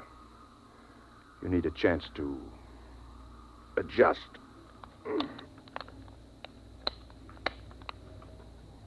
We'll be back in a few minutes. It's incredible. In buckets, air in buckets. Well, They didn't think the nest smelled so good. I could tell. She had a wave in her hair. Did you see that? And lipstick. I suppose we have to decide what to do. Pa, at Los Alamos and those other places, there'll be lots of people, won't there? Yes, I mean, not just your father or a brother. that's right. Boys? I suppose so. But somehow I feel a little empty. Alfred, it's different now that we know others are alive. You don't have to feel the responsibility for keeping the human race going. Pa, I'd like to see those rockets and laboratories. Wouldn't you, Pa? I suppose so. It won't be easy leaving the nest. I mean, it's just right, and there's only 4 of us. It's kind of a scary idea. Big place with a lot of strangers. You'll get over that feeling, son. The trouble with the world was that it kept getting smaller and smaller till it ended with just the nest. Now it'll be good to have a real, huge world again. The way it was in the beginning.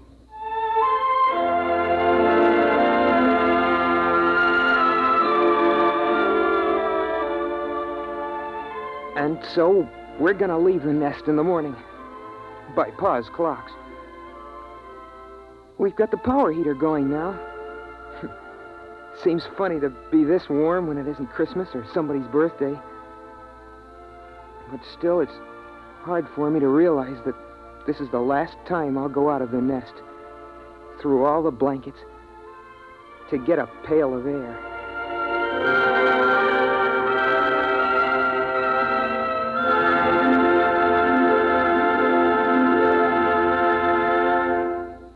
You have just heard X-1, presented by the National Broadcasting Company in cooperation with Galaxy's science fiction magazine, which this month features the Edward M. Ludwig story, A Coffin for Jacob. With never a moment to rest, the pursuit through space felt like a game of hounds and hares. Or was it Follow the Leader? Galaxy magazine on your newsstand today. Tonight, by transcription, X-1 has brought you A Pail of Air, a story from the pages of Galaxy written by Fritz Leiber and adapted for radio by George Lefferts. Featured in the cast were Ronnie Liss, Pamela Fitzmaurice, Richard Hamilton, Eleanor Phelps, Rita Lloyd, and Joe DeSantis. Your announcer, Fred Collins. X-1 was directed by Daniel Sutter and is an NBC Radio Network production.